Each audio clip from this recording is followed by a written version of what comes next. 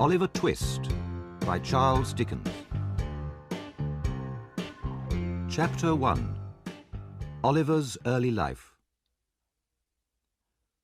Oliver Twist was born in a workhouse, and when he arrived in this hard world, it was very doubtful whether he would live beyond the first 3 minutes.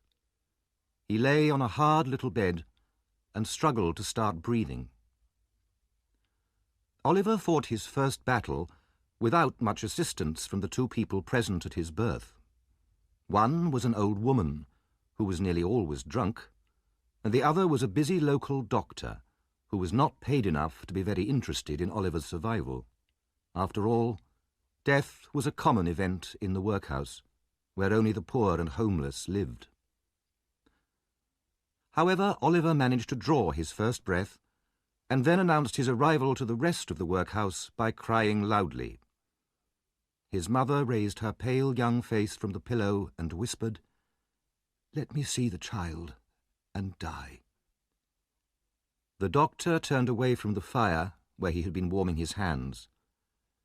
"You must not talk about dying yet," he said to her kindly. He gave her the child to hold.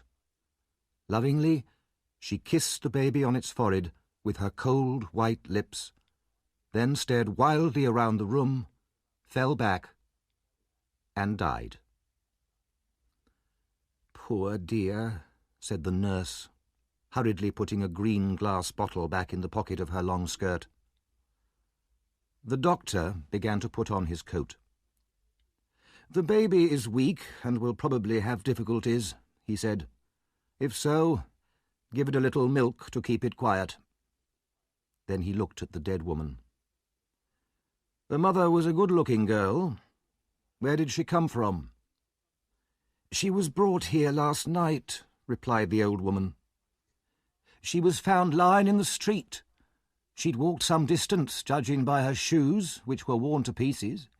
Where she came from, where she was going to, or what her name was, nobody knows." The doctor lifted the girl's left hand. "The old story," he said sadly, shaking his head. "No wedding ring, I see. Good night." And so Oliver was left with only the drunken nurse. Without clothes, under his first blanket, he could have been the child of a king or a beggar. But when the woman dressed him later in rough cotton clothes, yellow with age, he looked exactly what he was, an orphan in a workhouse, ready for a life of misery, hunger, and neglect. Oliver cried loudly. If he could have known that he was a workhouse orphan, perhaps he would have cried even more loudly. There was no one to look after the baby in the workhouse, so Oliver was sent to a special baby farm nearby. There, he and 30 other children rolled around the floor all day without the inconvenience of too much food or too much clothing. Mrs. Mann, the old woman who looked after them, was very experienced. She knew what was good for children, and a full stomach was very dangerous to their health. She also knew what was good for herself, so she kept for her own use the money that she was given for the children's food. The board responsible for the orphans sometimes checked on the health of the children, but they always sent the beadle, a kind of local policeman, to announce their visit the day before. So whenever the board arrived, of course, the children were always neat and clean. This was the way Oliver was brought up. Consequently, at the age of 9, he was a pale, thin child and short for his age.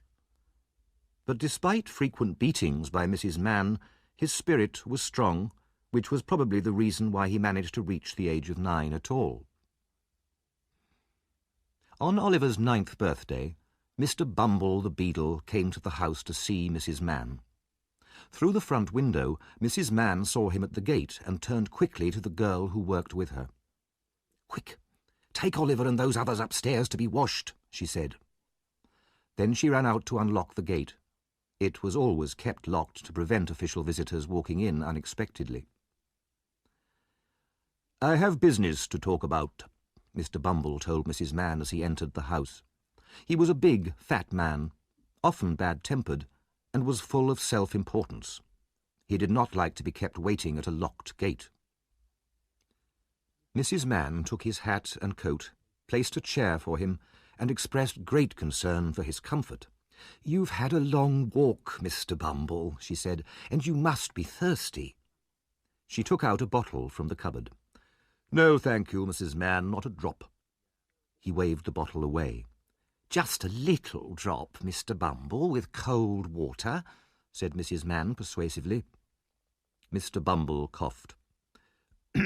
"What is it?" he asked, looking at the bottle with interest. "Gin.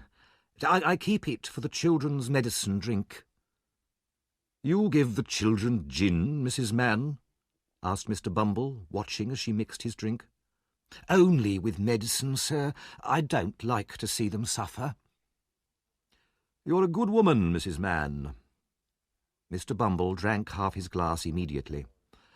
"I'll tell the board about you. Now, the reason why I'm here. Oliver Twist is 9 years old today. We've never been able to discover anything about his parents." "Then how did he get his name?" "I gave it to him," said Mr. Bumble proudly. "We follow the alphabet. The last one was an S, Swabble. And then it was T, so this one is Twist. The next one will be Unwin. Anyway, Oliver Twist is now old enough to return to the workhouse. Bring him here, please."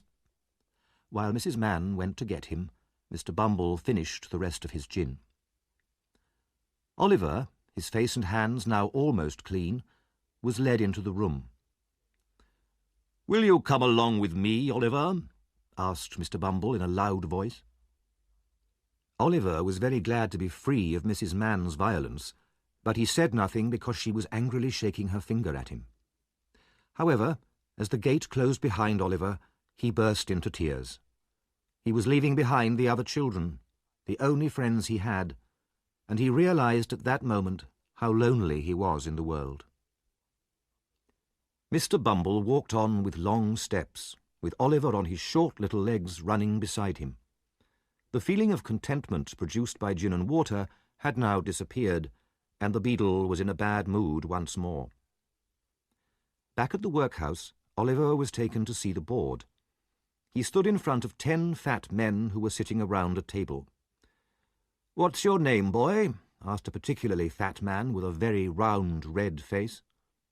Oliver was frightened at the sight of so many people and started to cry. "Why are you crying?" The beadle hit him on the back, and so naturally Oliver cried even more. "The boy is a fool," one member of the board announced. "You know you have no father or mother," said the first man, "and that you have been brought up with other orphans."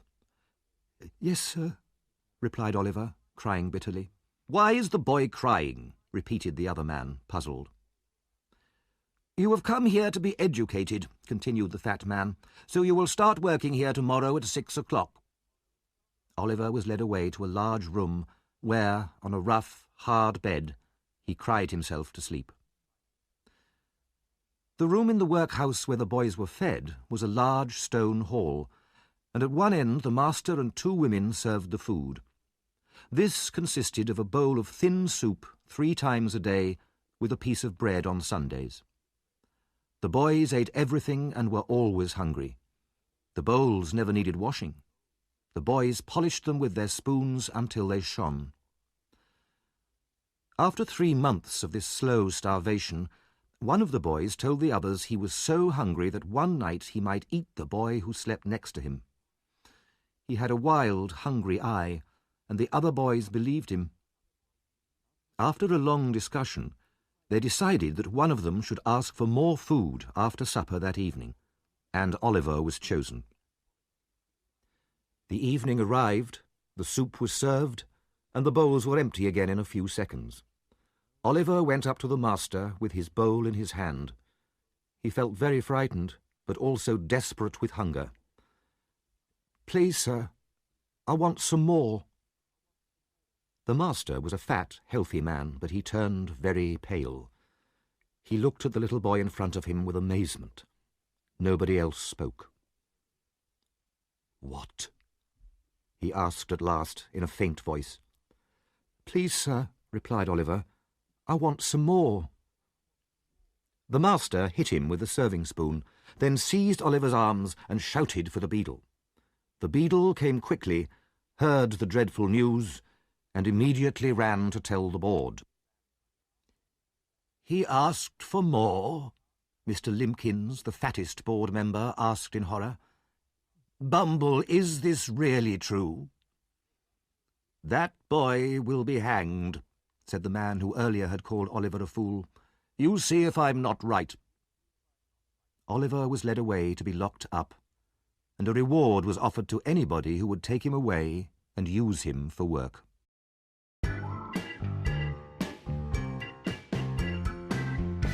Chapter 2. Oliver's First Job. Oliver stayed a prisoner alone in the dark room for a week. He cried bitterly all day, and when the long night came, he spread his little hands over his eyes to shut out the darkness, and tried to sleep. He was given freezing water to wash with, and was beaten daily by Mr. Bumble in front of all the other boys in the hall, as a warning to them. One day, Mr. Bumble met the local undertaker, Mr. Sowerberry, outside the workhouse. "Do you know anybody who wants to train a boy for work, Mr. Sowerberry?" Mr. Bumble pointed at the notice on the wall above him, which offered £5 to anybody who would take Oliver Twist for work. Mr. Sowerberry rubbed his chin and thought for a while. "I pay enough for the poor with my taxes," he said, "so why shouldn't I be able to make use of them in my work? Yes, I'll take the boy myself." And so the board agreed to send Oliver to work for the undertaker.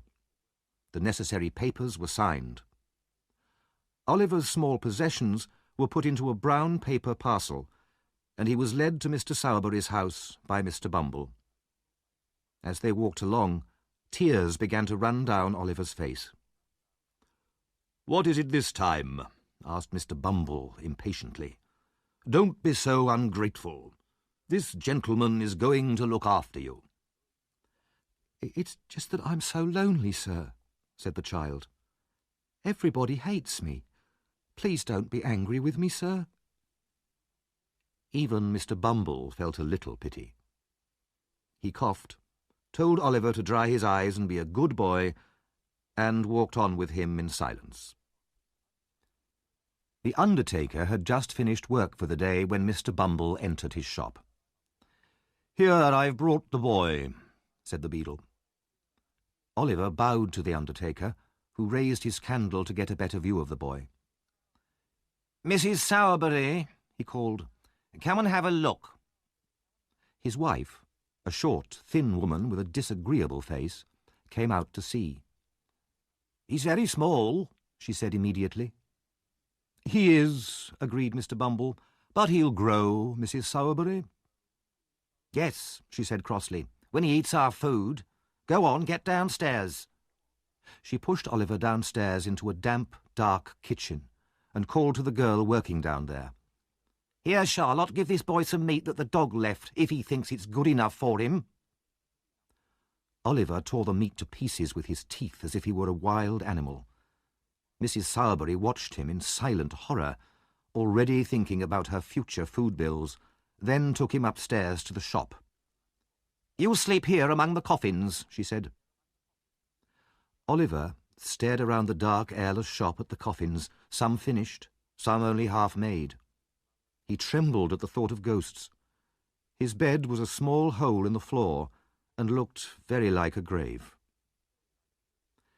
But it was not only the room that depressed Oliver. He felt very lonely, with no friends and no one to care for him. As he lay on the bed, he found himself wishing that it really was his grave. The next morning, he was woken up by someone kicking at the shop door. "Open the door, will you?" shouted a voice through the keyhole. "Yes, sir." "I suppose you're the new boy," said the voice through the keyhole. "How old are you?" "10, sir." "Then I'll hit you when I get in," said the voice. Oliver was experienced enough to know that the promise was probably true. He opened the door with a shaking hand, then looked up and down the street. All he could see was a large boy wearing the uniform of one of the charity schools where the children of the very poor used to go. "Did you want a coffin?" asked Oliver innocently. The charity boy looked at him fiercely. "You'll be needing a coffin soon, workhouse, if you make jokes like that. I'm Mr. Noah Claypole, and you're working under me. Now hurry up and open the curtains." As he said this, he kicked Oliver and entered the shop.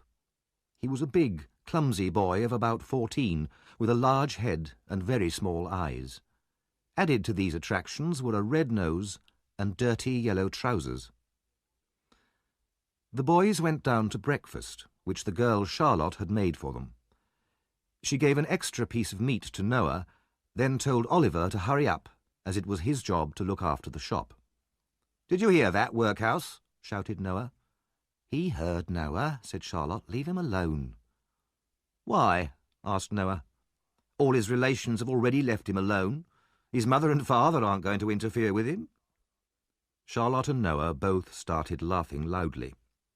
Oliver sat alone in the corner, eating old bits of bread.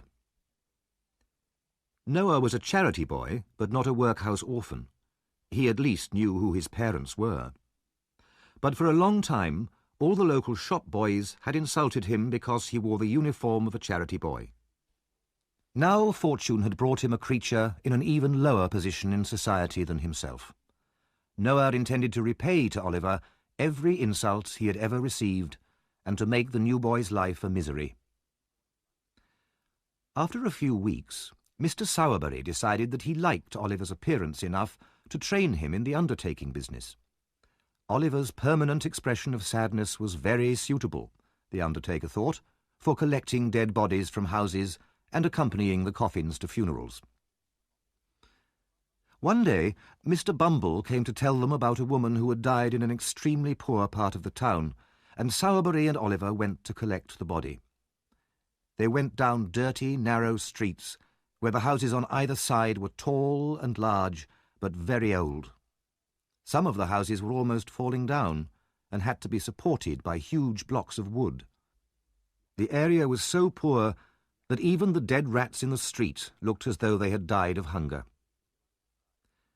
They found the right house and climbed the dark stairs to a miserable little room. Some children watched them from the shadows as they entered. Something lay beneath a blanket on the floor in one corner. A man and an old woman stood near the body. Oliver was afraid to look at them. With their thin faces and sharp teeth, they looked like the rats he had seen outside. As Sowerberry began to measure the body for a coffin, the man knelt on the floor and cried out, "She starved to death, I tell you. That's why she died." He fell to the floor, and all the children behind him started to cry. Sowerberry and Oliver, their work done, left as fast as they could. They returned the next day with the coffin and 4 men from the workhouse who were to carry it. The man and the old woman followed the coffin to the church and waited silently by the grave for the priest to arrive. When at last he came, he hurried through the burial prayers, and as quickly as possible, it was only a job after all, the coffin was put into the ground. At this point the husband, who had not moved once during his wife's burial, not even during the long wait for the priest, suddenly fainted to the ground and had to have cold water thrown over him. "So, how did you like it, Oliver?" asked Sowerberry later as they walked home. Not very much, sir," Oliver answered truthfully. "You'll get used to it, my boy." Oliver wondered how long that would take, and remained silent all the way back to the shop, thinking about everything that he had seen and heard.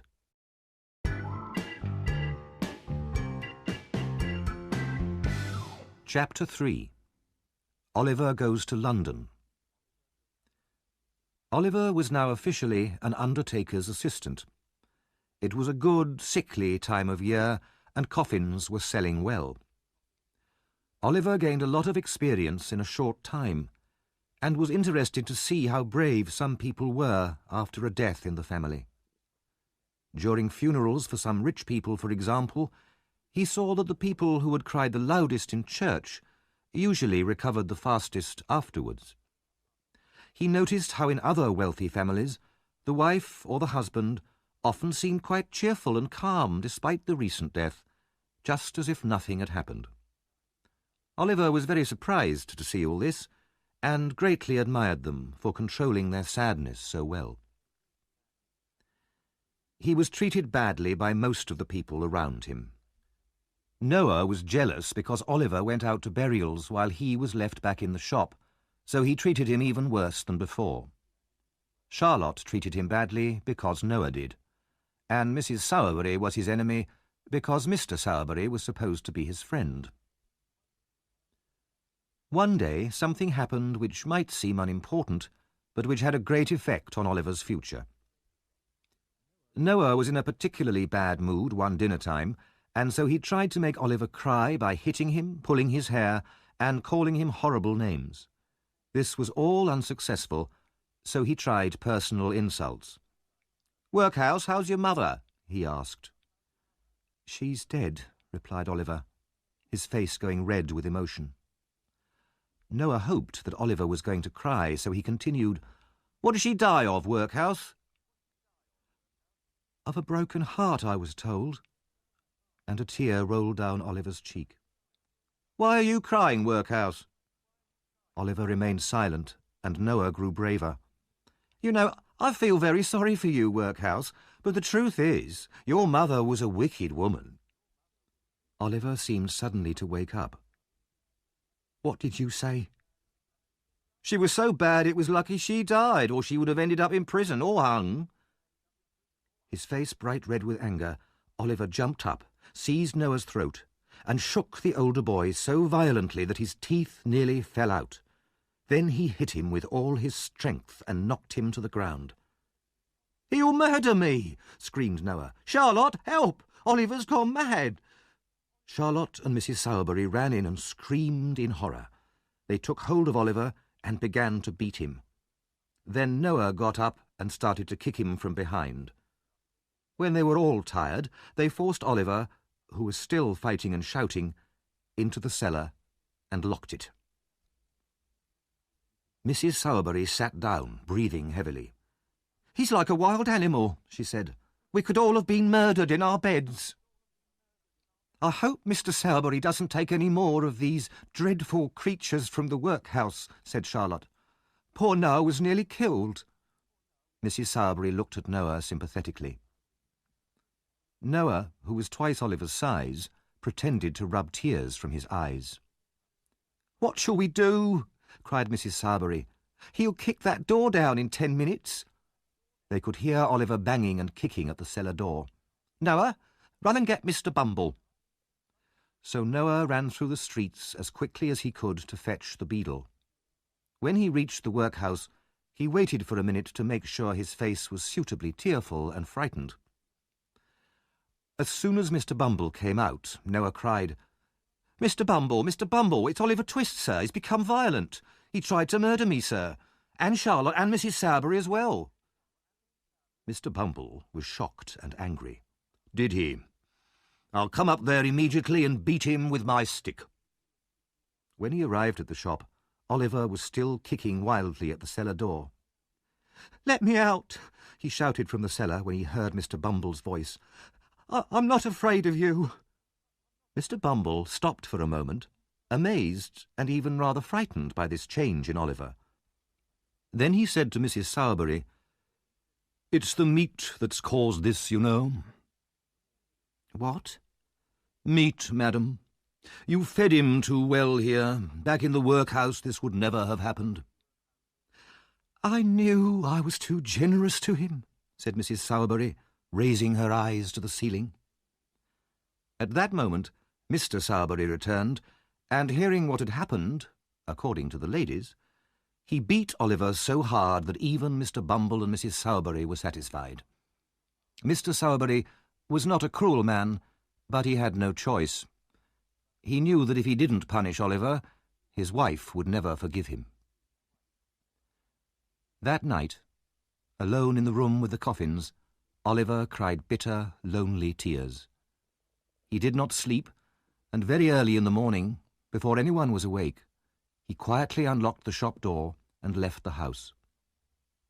He ran up the street and through the town as far as the main road, where he saw a sign that told him it was just 70 miles from there to London. The name London gave the boy an idea. That huge place. Nobody, not even Mr. Bumble, could ever find him there. He had heard old men in the workhouse say it was a good place for brave boys, and that there was always work there for those that wanted it. It would be the best place for him. He jumped to his feet and walked forward again. But after only 4 miles, he began to realize just how far he would have to walk. He stopped to think about it. He had a piece of bread, a rough shirt, 2 pairs of socks, and a penny. But he could not see how these would help him to get to London any faster, so he continued walking. He walked 20 miles that day. The only thing he had to eat was his piece of bread and some water which he begged from houses near the road. He slept the first night in a field, feeling lonely, tired, cold, and hungry. He was even hungrier the next morning when he woke up, and he had to buy some more bread with his penny. That day he walked only 12 miles. His legs were so weak that they shook beneath him. The next day he tried to beg for money, but large signs in some villages warned him that anyone caught begging would be sent to prison. Travellers on the road refused to give him money. They said he was a lazy young dog and didn't deserve anything. Farmers threatened to send their dogs after him. When he waited outside pubs, the pub owners chased him away because they thought he had come to steal something. Only 2 people were kind enough to feed him, an old woman and a gatekeeper on the road. If they had not given him some food, he surely would have died like his mother. Early on the 7th morning of his journey, Oliver finally reached the little town of Barnet, just outside London. Exhausted, he sat down at the side of the road. His feet were bleeding, and he was covered in dust. He was too tired even to beg. Then he noticed that a boy, who had passed him a few minutes before, had returned and was now looking at him carefully from the opposite side of the road. After a long time, the boy crossed the road and said to Oliver, "Hello, what's the matter then?" The boy was about Oliver's age, but was one of the strangest-looking people he had ever seen. He had a dirty, ordinary boy's face, but he behaved as if he were an adult. He was short for his age and had little, sharp, ugly eyes. His hat was stuck on top of his head, but it looked as though it would blow off at any minute. He wore a man's coat which reached almost down to his feet, with sleeves so long that his hands were completely covered. "I'm very tired and hungry," answered Oliver, almost crying. "I've been walking for a week." "A week? The magistrate's order, was it?" "The magistrate? What's that?"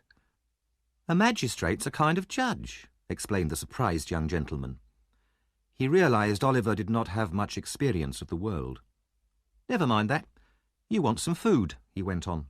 "I haven't got much money, but don't worry. I'll pay."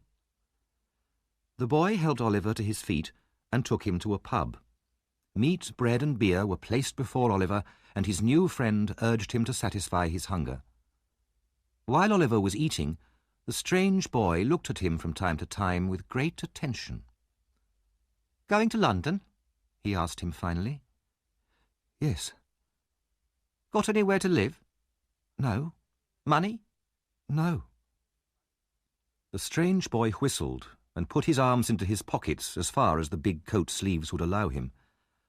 "I suppose you want to sleep somewhere tonight, don't you?"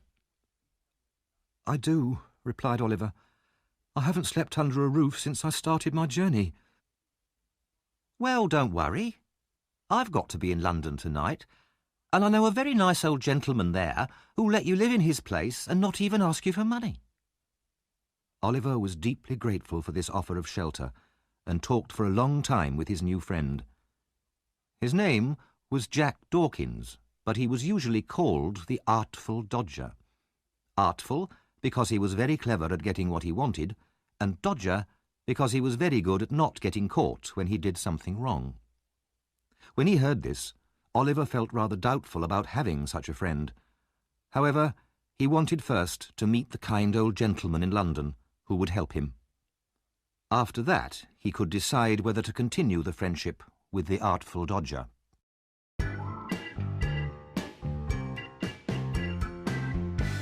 Chapter 4.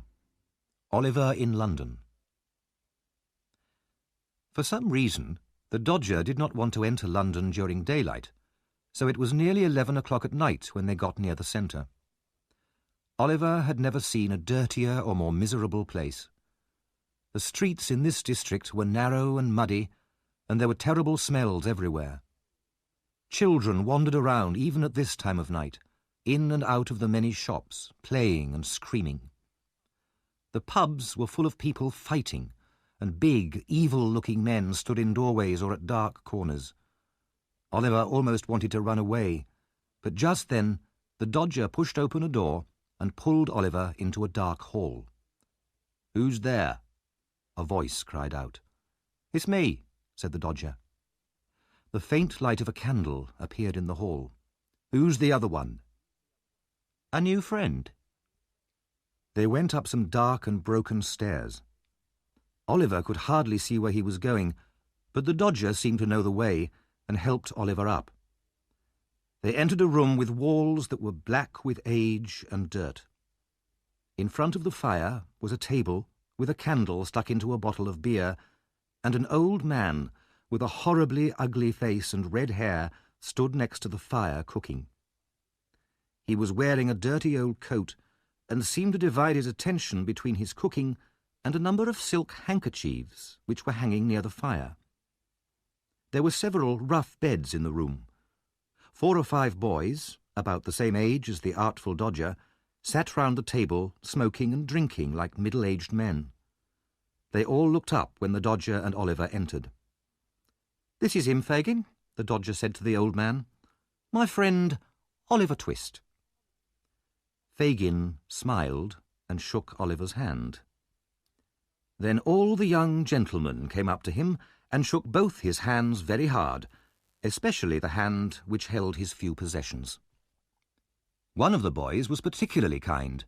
He even put his hands in Oliver's pockets so that Oliver would not have to empty them himself when he went to bed. The boys would probably have been even more helpful, but Fagin hit them on their heads and shoulders until they left Oliver alone. "We are very glad to see you, Oliver," said Fagin. "I see you're staring at the handkerchiefs, my dear. Aren't there a lot? We've just taken them all out to wash them, that's all." This seemed to be a joke, as the old gentleman and all his young friends gave loud shouts of laughter. Then supper began. Oliver ate his share of the food and was then given a glass of gin and water. Fagin told him to drink it fast. Immediately afterwards, Oliver felt himself lifted onto one of the beds and he sank into a deep sleep.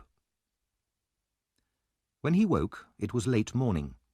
Fagin was the only other person in the room, and he was boiling coffee in a pan. When the coffee was done, he turned towards Oliver and looked closely at the boy. Oliver was only just awake, and his eyes were half closed, so he seemed to be still fast asleep. Fagin then locked the door, and from a hidden hole in the floor he took out a small box which he placed carefully on the table. His eyes shone as he opened it and took out a gold watch covered in jewels. "Ah," he said to himself, "what fine men they were, loyal to the end. They never told the priest where the jewels were, nor about old Fagin, not even at the very end. And why should they? It was already too late. It wouldn't have stopped the rope going round their necks." Fagin took out at least 6 more watches as well as rings and bracelets and many other valuable pieces of jewellery. He looked at them with pleasure, then replaced them. "What a good thing hanging is," he murmured. "Dead men can never talk or betray old friends." At that moment he looked up and saw Oliver watching him. He closed the lid of the box with a loud crash and picked up a bread knife from the table. "Why are you watching me? What have you seen? Tell me quick." "I couldn't sleep any longer, sir," said Oliver, terrified. "I'm very sorry." "You weren't awake an hour ago?"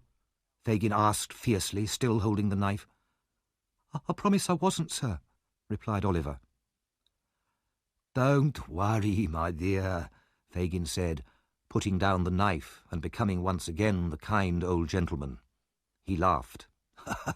"I only tried to frighten you, my dear. You're a brave boy, Oliver. And did you see any of the pretty things?" "Yes, sir." "Ah," said Fagin, turning rather pale. They're mine, Oliver. All I have in my old age." Oliver wondered why the old man lived in such an old, dirty place when he had so many watches, but then he thought that it must cost Fagin a lot of money to look after the Dodger and the other boys. So he said nothing and got up and washed. When he turned towards Fagin, the box had disappeared. Soon the Dodger entered with a cheerful young man named Charlie Bates. "Have you been at work this morning?" Fagin asked the Dodger. "Hard at work," answered the Dodger. Good boys, said Fagin. "What have you got?" "A couple of pocket-books and some handkerchiefs." "Good workers, aren't they, Oliver?" said the old man. "Very good," said Oliver. The others all started laughing, though Oliver saw nothing funny in his answer. Fagin inspected the handkerchiefs and told the two boys that they were extremely well made and that he was very pleased with their work. After breakfast, they played a very strange game. The cheerful old man put a watch in his jacket pocket, with a guard chain round his neck and a notebook and a handkerchief in his trouser pocket. Then he went up and down the room, holding a walking stick, just like the old gentleman who walked in the streets. Sometimes he stopped at the fireplace, and sometimes at the door, pretending to stare with great interest into shop windows. He would then constantly look round, as if afraid of thieves, touching all his pockets in such a natural and funny way that Oliver laughed until the tears ran down his face. All the time, the two boys followed Fagin everywhere, and every time he turned round, they moved out of his sight so quickly that it was impossible to follow their movements. Finally, the Dodger bumped into him accidentally from behind, and at that moment both boys took from him very quickly his watch, guard chain, handkerchief, and notebook. If the old man felt a hand in any of his pockets, he cried out, and then the game began again. Later, the boys went out again to do some more work. When they had gone, Fagin turned to Oliver. "Take my advice, my dear," he said. "Make them your models, especially the Dodger. He'll be a great man himself, and will make you one too if you copy him. Is my handkerchief hanging out of my pocket, my dear?" "Yes, sir," said Oliver. "See if you can take it out without my feeling it, just as you saw them doing it when we were playing." Oliver held up the bottom of the pocket with one hand, as he had seen the Dodger hold it, and pulled the handkerchief lightly out of it with the other. "Has it gone?" asked Fagin. "Here it is, sir," said Oliver, showing it in his hand. "You're a clever boy, my dear," said the old gentleman, putting his hand on Oliver's head. "I've never seen a quicker boy. If you go on like this, you'll be the greatest man in London. Now come here, and I'll show you how to take the marks out of handkerchiefs." Oliver wondered what the connection was between playing at stealing from the old gentleman's pocket and becoming a great man, but he followed him quietly to the table and was soon deeply involved in his new study. Oliver remained in Fagin's room for many days, picking the marks and names out of the handkerchiefs and sometimes playing the same game as before. One evening, two young ladies came to visit, and a very cheerful party followed. Oliver thought they were very nice, friendly girls. The Dodger and Charlie Bates went out to work every day, but sometimes came home with no handkerchiefs, and Fagin would get very angry. Once he even knocked them both down the stairs and sent them to bed with no dinner, because they had returned with nothing. At last, the morning came when Oliver was allowed to go out to work with the two other boys. There had been no handkerchiefs for him to work on for several days, and there was not very much to eat for dinner. The three boys set out, but they walked so slowly that Oliver thought they were not going to work at all. Then suddenly the Dodger stopped and put his finger to his lips. "What's the matter?" demanded Oliver. "Be quiet," replied the Dodger. "Do you see that old man outside the bookshop? He's the one." Oliver looked from the Dodger to Charlie Bates with great surprise and confusion, but he had been told not to ask questions. The two boys walked quickly and secretly across the road towards the old gentleman. Oliver followed behind them, watching in silent amazement. The old gentleman looked quite rich. He wore gold glasses, white trousers, and had an expensive walking stick under his arm. He had picked up a book and was standing there, reading it with great concentration, just as if he were in his own armchair at home. Oliver, his eyes wide with horror and alarm, watched as the Dodger put his hand in the old gentleman's pocket, took out a handkerchief and handed it to Charlie Bates. Then the two of them ran round the corner as fast as they could. Suddenly, the whole mystery of the handkerchiefs and the watches and the jewels and Fagin became clear. Oliver stood for a moment in terror, the blood rushing through him until he felt he was on fire. Then, confused and frightened, he started to run. At the same time, the old gentleman, putting his hand to his pocket and realizing his handkerchief was missing, turned round. He saw Oliver running away, so he naturally thought Oliver was the thief. With loud cries of "Stop, thief!" he ran after Oliver with the book still in his hand. The old gentleman was not the only one who started shouting.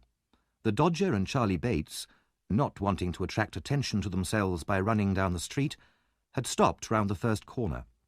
When they realized what was happening, they also shouted, "Stop, thief!" and joined in the chase like good citizens. The cry of "Stop, thief!" always causes great excitement. Everybody in the street stopped what they were doing and began to shout themselves. Many joined in the chase with enthusiasm, and soon there was a big crowd running after Oliver. Finally they caught the exhausted boy. He fell down on the pavement, and the crowd gathered round him. "Is this the boy?" they asked the old gentleman. "Yes," he answered, leaning over Oliver, "but I'm afraid he's hurt himself." "I did that," said a huge young man proudly, "and I hurt my hand doing it." The old gentleman looked at him with an expression of dislike. Oliver lay on the ground, covered with mud and dust and bleeding from the mouth, and looked wildly at all the faces surrounding him. At that moment a policeman arrived and took Oliver by the collar. "Come on, get up," he said roughly. "It wasn't me, sir," said Oliver, looking round. "It was two other boys. They're here somewhere." "Oh, no, they aren't," replied the policeman. In fact, he was right, as the Dodger and Charlie had quietly disappeared as soon as the crowd had caught Oliver. "Come on, get up." "Don't hurt him," said the old gentleman. "I won't," said the policeman, tearing Oliver's jacket half off his back as he lifted him up. The three of them started walking, followed by the excited crowd.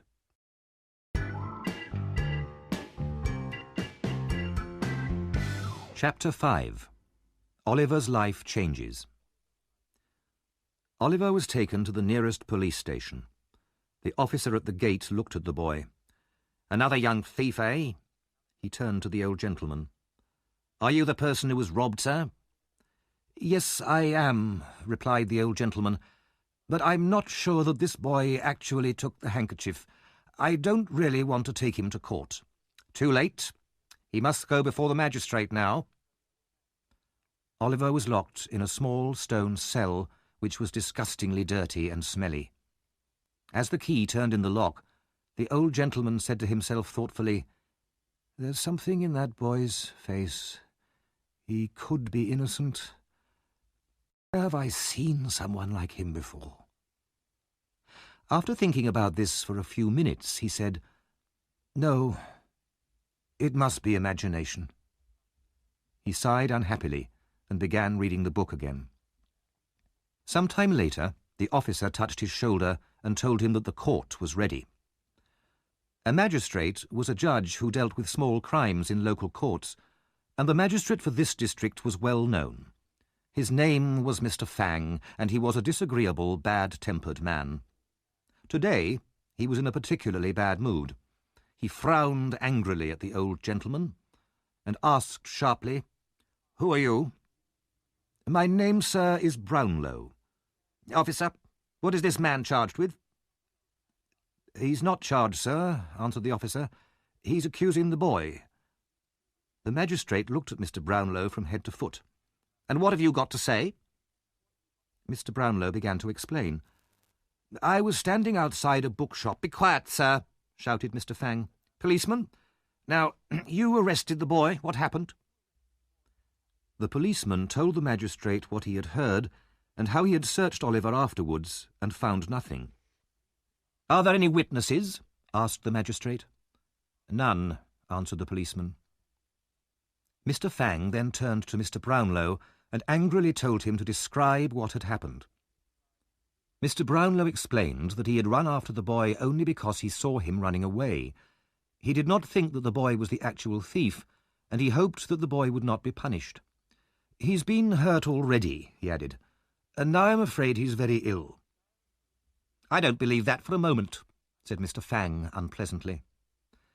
He turned to Oliver. "Come now, don't try any clever tricks with me. What's your name?" he demanded. Oliver tried to reply, but he was too weak to speak. He was deadly pale, and he felt the room spinning round him. At last he managed to whisper a request for water, but the magistrate refused angrily. Suddenly, Oliver fainted and fell to the floor. Mr. Fang stared at him angrily. "Guilty, 3 months' prison," he said immediately. "Let him lie there. He'll soon be tired of that." Mr. Fang stood up. "This court is now closed." At that moment, a man in an old black coat rushed in. "Stop!" he shouted. "Don't take the boy away. I saw it all. I'm the bookshop owner." Mr. Fang's face was black with anger at this unexpected interruption, but the bookshop owner demanded to be heard. He described exactly what had really happened. He had seen 2 boys steal the handkerchief and then run away, leaving Oliver to be arrested. In a final burst of bad temper, Mr. Fang said that his time had been wasted.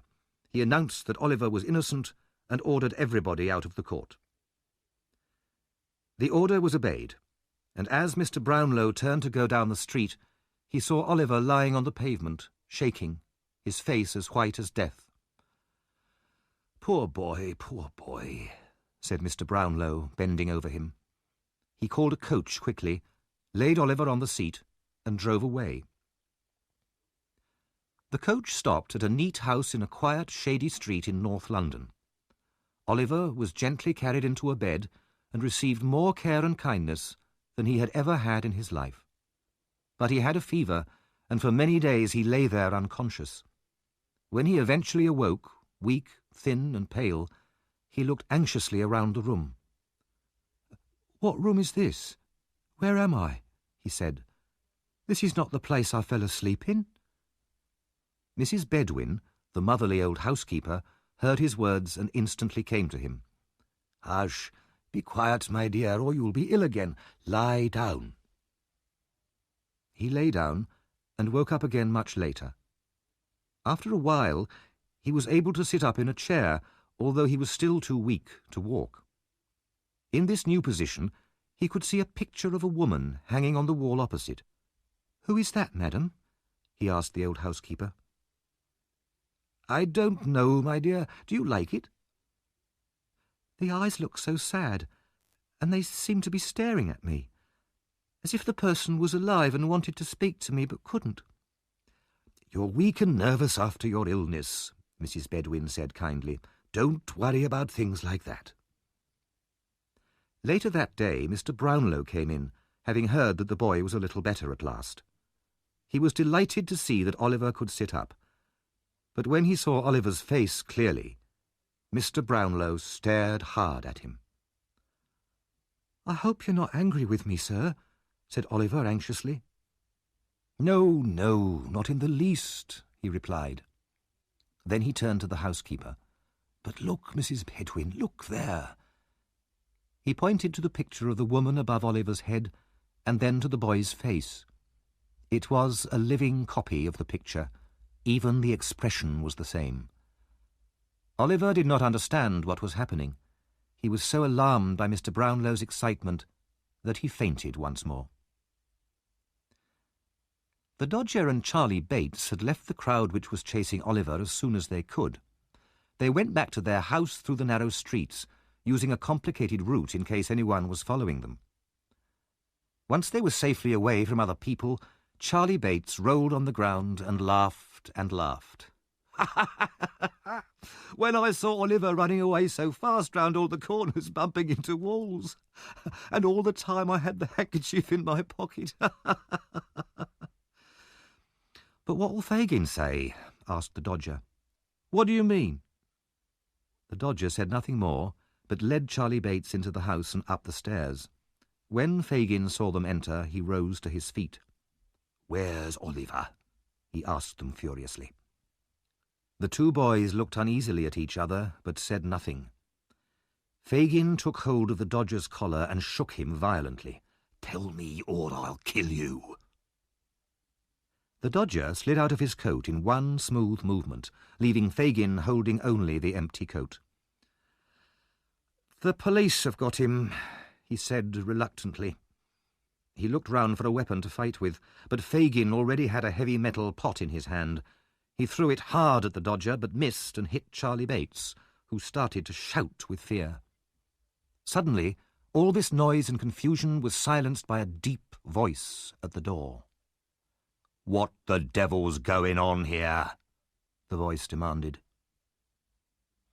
The owner of the voice was a big man of about 35 in a black coat and very dirty trousers, with a brown hat on his head and a dirty handkerchief around his neck. He also had a 3-day-old beard. A white dog with torn ears followed him into the room. The man kicked the dog into a corner and looked round at the signs of battle. "Are they trying to murder you, Fagin? I would if I was them. I'd have done it long ago. Now give me some beer and don't poison it." It was said as a joke, but if the man had seen the evil look on Fagin's face, he might have thought the warning was a necessary one. Fagin produced some beer, and as the fight appeared to be over, everybody sat down. In the conversation that followed, Fagin told the newcomer that Oliver had been caught by the police. "I'm afraid, Mr. Sykes," he said, "the boy may say something which will get us into trouble." "Very likely," said Bill Sykes, smiling unkindly. "You've got problems, Fagin." "And I'm afraid," added Fagin, ignoring Sykes's remark, "that if we're in trouble, then a lot of other people will be in trouble too, if you understand me, my dear." Sykes turned angrily towards the old man. There was a silence. Then Sykes said, "Somebody must find out what's happened. If he hasn't said anything yet, we must catch him when he leaves the police station." Fagin nodded. But there was a difficulty. None of them wanted to go anywhere near a police station. The problem was solved with the arrival of the two young ladies whom Oliver had met one evening in Fagin's house. "Nancy, my dear," Fagin said. He smiled sweetly at one of the young ladies. "Can you go to find out what's happened to Oliver?" The young lady answered calmly, "No, I won't." "You're the only one here that the police in this district don't know," said Sykes. "She'll go, Fagin." "No," repeated Nancy. "Yes, she will, Fagin." Sykes was right. With a mixture of threats and promises, he soon persuaded Nancy to go. She set off at once, and at the police station pretended to be a shy, frightened girl. "Is my poor little brother Oliver here?" she asked the officer with the keys. "He's not here," the officer replied. "The gentleman's got him." "The gentleman? Oh, no. What gentleman?" cried Nancy, very upset. The policeman explained that Oliver had become ill and the old gentleman had taken him to his house in the Pentonville district of North London. Nancy, still looking terribly upset, left the station and hurried back to Fagin's house with this news. As soon as he heard it, Sikes called his white dog, put on his hat, and left without saying goodbye to anyone. "We must find him," Fagin said urgently to the rest of them. "No one can stay here. It's too dangerous now. All of you, walk around Pentonville and keep your ears open. Don't come back until you have some news of Oliver. If you can, kidnap him. We've got to keep him quiet before he starts talking about us to his new friends." With these words, he pushed them all from his room and double-locked the door behind them. Then he took out his hidden box and very carefully hid all the watches and the jewellery beneath his clothes.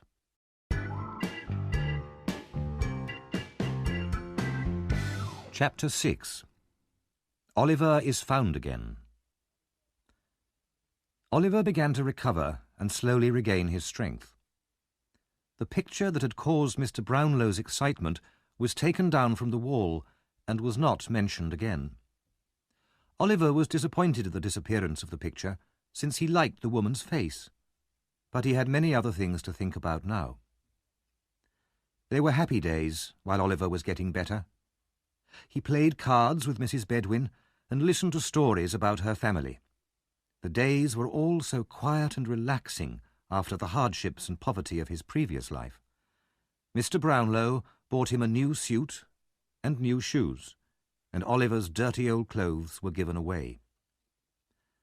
One day, Mr. Brownlow asked him to come to his study for a little talk. Oliver went in and sat down. He looked at Mr. Brownlow's serious face in alarm. "Don't tell me you're going to send me away, sir, please," he exclaimed. "Let me stay here.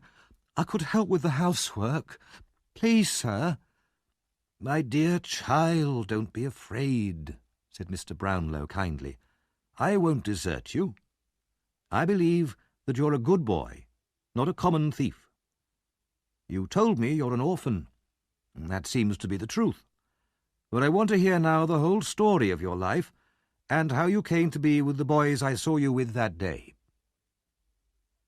Oliver began his story, but was soon interrupted by the arrival of Mr. Grimwig, an old friend of Mr. Brownlow's. Mr. Grimwig was a fierce old gentleman and very fond of arguments. He clearly knew all about Oliver and inspected him closely. "So this is the boy, is it?" he said at last. Oliver bowed politely and was introduced by Mr. Brownlow. Tea was then brought in, and during the meal Mr. Grimwig stared so hard at Oliver that the boy felt rather confused. Eventually, Mr. Grimwig whispered to Mr. Brownlow, "He may be a good-looking boy, but I think he's deceiving you, my good friend." "Nonsense," said Mr. Brownlow, becoming angry. "Well, we'll see," answered his friend. "We'll see." Later that afternoon, Mr. Brownlow wanted to return some books to a bookseller and to send some money for new books that he had already collected. Mr. Grimwig suggested that Oliver should go. "He'll be sure to deliver everything safely," he said with a smile. "Yes, please let me take them," said Oliver, delighted to be of use. Mr. Brownlow hesitated, but Mr. Grimwig's smile had annoyed him. "Very well," he said. "Here are the books, Oliver, and a £5 note. The bookseller will give you 10 shillings change." "I won't be 10 minutes," replied Oliver eagerly, and he ran out into the street. "So you expect him to come back, do you?" inquired Mr. Grimwig. "Yes, I do," said Mr. Brownlow, smiling confidently. "Don't you?" "No. He has a new suit of clothes, some valuable books, and a £5 note in his pocket. He'll join his old friends the thieves and laugh at you. If he comes back, I'll eat my hat." The two men sat by the window with a pocket watch between them and waited for Oliver's return. Oliver hurried through the streets to the bookshop, thinking how lucky he was. Suddenly, there was a loud scream behind him. "Oh, my dear brother!" Before he could look round, a pair of arms was thrown tightly around his neck. "Don't!" he cried, struggling. "Let go! Why are you stopping me? Who is it?" The young woman holding him started to cry loudly. "I've found him. Oh, Oliver, you naughty boy, to make me suffer so much. Come home immediately, you cruel boy." She burst into tears, and several people stopped to stare at what was happening. "What's the matter?" asked one of the watching women. "He ran away from his parents a month ago," the young woman said. "They're hard-working, respectable people, and he left them to join a gang of thieves and bad characters and almost broke his mother's heart." "Go home, you horrible child," said another woman. "Yes, go back to your parents," said a third. "But I haven't got any," replied Oliver, greatly alarmed. "I haven't got a sister either. I'm an orphan. I live in Pentonville." "Listen to him. Make him come home," the young woman said to the crowd, "or he'll kill his dear mother and father and break my heart." Suddenly, Oliver recognised the woman he had seen in Fagin's house. "It's Nancy," he said without thinking. "You see," cried Nancy to the crowd, "he knows me." Just then a big man ran out of a beer shop, followed by a white dog. "What's this, young Oliver? Come home to your poor mother, you young devil. And what books are these? You've stolen them, haven't you? Give them to me." The man, who was Bill Sikes, seized Oliver with one strong hand and hit him on the head with the other. "That'll do him good," shouted some of the crowd. "It's the only way to treat boys like him." Bill Sikes held onto Oliver's arm. "Come on, you young thief." Still weak from illness and terrified by the growling dog, Oliver could not resist. He was taken through the dark, narrow streets at great speed. Sikes and Nancy gave him no chance to escape, and Oliver had no breath to call out for help. All too quickly, he was back in Fagin's house, where his old friends were waiting for him. "Delighted to see you looking so well, my dear," Fagin said, bowing politely. "Why didn't you write and say you were coming? We'd have got something warm for supper." The Dodger and Charlie Bates roared with laughter, and the Dodger began looking through the books Oliver had with him. "Give them back," Oliver cried. "Those books belong to the kind old gentleman who took me into his home. Send him back the books and the money. He'll think I stole them." "You're right," laughed Fagin. "He will think that." Oliver jumped to his feet and ran wildly from the room, shouting for help. The Dodger and Fagin caught him easily and brought him back. Then the old man picked up a long piece of wood. "So you wanted to get away, my dear, did you? Wanted to call the police and get help? We'll cure you of that." He hit Oliver hard on the shoulders with the stick. He was raising it for a second hit when Nancy rushed forward and, seizing the piece of wood, threw it into the fire. "I won't let you do it, Fagin," she shouted. "You've got him again, isn't that enough? Now leave him alone." Fagin and Sikes looked at each other, shocked by her reaction.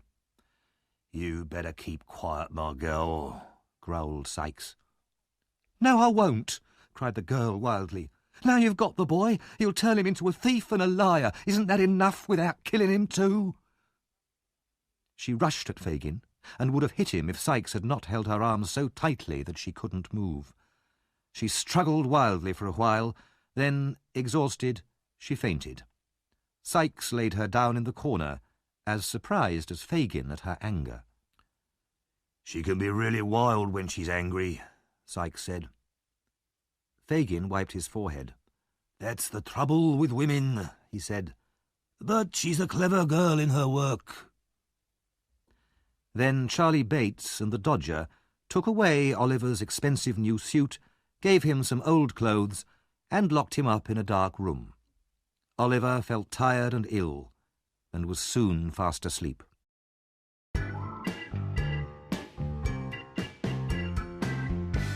Chapter 7. The Robbery. A few days later, a visitor arrived in London from Oliver's hometown. He was a large, fat man, and very proud of his hat, which showed the world that he was a most important official. It was, in fact, Mr. Bumble the Beadle, Oliver's old enemy. Mr. Bumble had completed his business in the city and had just finished a most satisfactory meal in a pub. He pulled up his chair to the fire to enjoy his hot gin and water in comfort and opened the newspaper. The first thing he saw was this notice. A reward of £5 is offered for any information leading to the discovery of a young boy, Oliver Twist, who was kidnapped from his home in Pentonville last Thursday evening. I am also very interested in any information about his past. There was then a full description of Oliver's clothes and appearance, and Mr. Brownlow's full address. Mr. Bumble rubbed his eyes, read the notice again, and was at the address in less than 10 minutes. He was shown into Mr. Brownlow's study, where the old gentleman and his friend Mr. Grimwig were sitting. "Do you know where the poor boy is now?" Mr. Brownlow asked, when the Beadle had explained the reason for his visit. Mr. Bumble shook his head. "Do you know anything good about him?" asked Mr. Grimwig, looking closely at Mr. Bumble's face. Mr. Bumble shook his head again, very seriously, and turned down the corners of his mouth. "Then tell us everything you know about him," said Mr. Brownlow impatiently. Mr. Bumble put down his hat, unbuttoned his coat, folded his arms, and sat back in his chair. He spoke in his most important and official voice, and talked for 20 minutes. His listeners heard all the details of Oliver's illegitimate birth, and how generously he had been treated as a workhouse orphan. They heard how he had always been an ungrateful and dangerous child, violently attacking another boy, and finally running away from the house where he had been working. The old gentleman shook his head sadly and gave Mr. Bumble the £5. "I would have been happy to give you 3 times the amount if your story had proved that the boy was good." If Mr. Bumble had known this earlier, he might have told a different story, but now it was too late, so he took the money and left. Mr. Brownlow walked up and down his room for several minutes, deep in thought. He rang the bell for Mrs. Bedwin, his housekeeper, and told her what he had heard. "I don't believe it," she said, with great certainty. "I was right," said Mr. Grimwig, with satisfaction. "You should have listened to what I said." Mr. Brownlow said angrily, "Never let me hear the boy's name again. Never. Remember that, Mrs. Bedwin." There were sad hearts at Mr. Brownlow's house that night. Meanwhile, in another part of London, Oliver remained a prisoner. Fagin had told Oliver how ungrateful he had been to run away. He had told him that he would have died of hunger without Fagin's kindness. He went on to tell Oliver the story of another young boy who had gone to the police to tell them about the gang, but who had finally been hanged one morning for being a thief. Fagin described the hanging in terrifying detail, and said that he hoped he would never have to tell the police about Oliver, and see Oliver with a rope around his neck. Oliver felt his blood turn cold. He remained locked in a room for many days, seeing nobody between early morning and midnight. He spent his time thinking sadly about his friends in Pentonville. After a week, he was free to wander round the house during the day. It was a dirty place, full of rats and insects, but no other living thing. All the windows were closed and covered with wood and metal bars that kept out the light. One afternoon, the Dodger and Charlie Bates were at home, and they started telling Oliver about their lives as thieves. "Why don't you become one?" Charlie asked him. "We all are here. Both of us, and Fagin, Sykes, Nancy, all of us." "I don't want to be," replied Oliver. "I wish they'd let me go." "But it's a good life," the Dodger said, taking some coins from his pocket and throwing them up in the air. "What does it matter where the money comes from?" he said, laughing. "If you don't steal it, someone else will. You can be sure of that." Fagin entered at this point with 2 young men and joined in the conversation. One of the young men had just come out of prison, and there were many cheerful jokes about his very short haircut. Everybody sat around the fire, talking and laughing for hours. Fagin told Oliver how good the Dodger was at his job, and what a friendly boy Charlie was. It was, without doubt, an interesting evening for Oliver, after so many days locked up alone. After that evening he was rarely on his own again. He spent a lot of time with the Dodger and Charlie, and often played the handkerchief game with them. At other times, Fagin would tell them all about robberies he had committed in his younger days, telling the stories so well and putting in so many funny details that Oliver could not stop laughing, even though he knew it was wrong. Fagin knew what he was doing. He had made sure that Oliver was so lonely and miserable that he would be desperate for any friends, however criminal. Slowly and deliberately, Fagin was trying to poison the young boy's mind. One damp, cold, windy night a few weeks later, Fagin put on his heavy coat and, with the collar pulled up high to hide his face, left his home. He walked fast through the streets, never losing his way even in the darkest places. Finally, he reached an evil, narrow street lit only by a single lamp. He knocked on a door, said something quietly to the person who opened it, then walked upstairs. Bill Sikes was sitting by his fire with his dog when Fagin entered. The room was a small, dark place with almost no furniture. Nancy was there too, and Fagin glanced at her uneasily. He had not seen her since she had attacked him to stop him hitting Oliver. However, she seemed to have forgotten all about it because she told him to pull up a chair and warm himself by the fire. "I'm ready for business," Bill Sikes said, looking at Fagin suspiciously. "Say what you have to say, Fagin." "It's about the robbery at Chertsey, Bill," answered Fagin. "Some lovely silver in that house down there." I know, Sikes said. "I was down there 2 nights ago to have a look at the house, but it's locked like a prison at night, all except one part." "Where's that?" asked Fagin, bending his head forwards, his eyes staring excitedly at Sikes. "Do you think I'm stupid? I'm not telling you. Anyway, what we need is a boy." "So there's a small place where only a boy can enter the house?" asked Fagin. "Maybe, but we need a boy." There was silence for a time, while Fagin thought. Then he made a sign to Sikes to tell Nancy to leave the room. "Don't worry," Sikes said. "You can trust her. She won't talk. Isn't that right?" "Of course it's right," answered the young woman, taking a large drink from the bottle on the table and laughing. "Anyway, Fagin, I know your idea is for Oliver to do the job." "You're a clever girl," said Fagin, smiling evilly. "That's exactly what I had in mind. Listen, Bill. The boy's been training for a few weeks, and it's time he did some work. He's the smallest one, anyway." "Is he safe?" asked Sikes. "Because if he tries any tricks on me, I'll kill him." "He'll be ours for life if he feels he's one of us, and this job will make him feel like that," said Fagin eagerly. "The boy looks so innocent, he's perfect. And we've got to include him in some crime as soon as we can. Otherwise, if he escapes now, he can tell the police about us and stay free himself." So it was decided that Oliver would help Sikes with the robbery in 2 days' time. The plan was discussed in great detail and all the arrangements made. By then, Sikes was very drunk, and Fagin got up to leave. As he put on his coat, he stared hard at Nancy, frowning a little. No, he was sure he could trust her. She was loyal.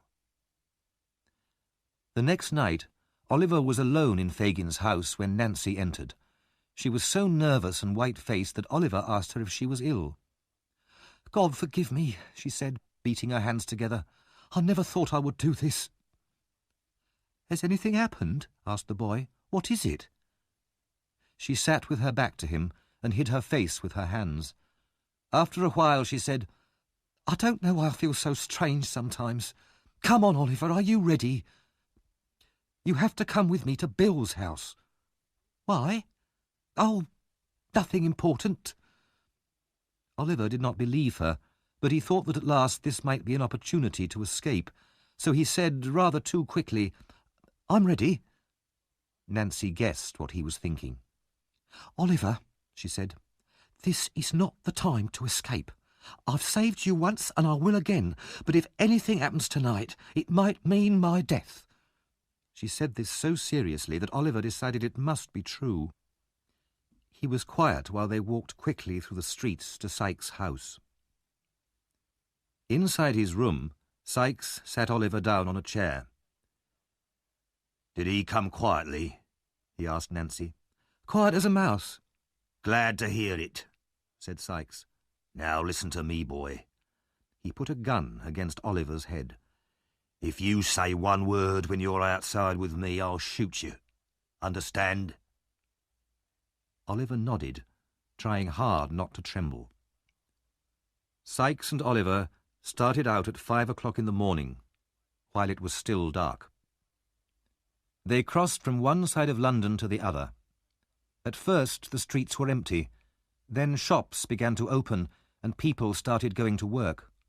Gradually, the noise and traffic increased, and as they passed through the meat market at Smithfield, Oliver was amazed by the sight and smells of so many animals and by the huge crowds of people, all pushing and swearing and shouting. But Bill Sykes marched on without stopping. Later in the day, they were given a lift in a horse and cart from West London out into the country. Night fell, and after walking a few more miles down country roads, they finally arrived at an old house standing alone by a river. It was dark and seemed to be empty. They went inside without knocking. Inside were two other men, who at Sykes' command produced food and drink for him and the boy. Then Sykes told Oliver to get some sleep, as they would be going out again later that night. Oliver still had no idea of the purpose of this expedition, but his head ached with tiredness and he soon fell asleep. At 1:30, the men got up and checked their equipment, gathering several sticks as well. Sykes and the man called Toby left the house together, with Oliver walking between them. There was now a thick fog, and the night was very still as they hurried through the deserted streets of the nearby town.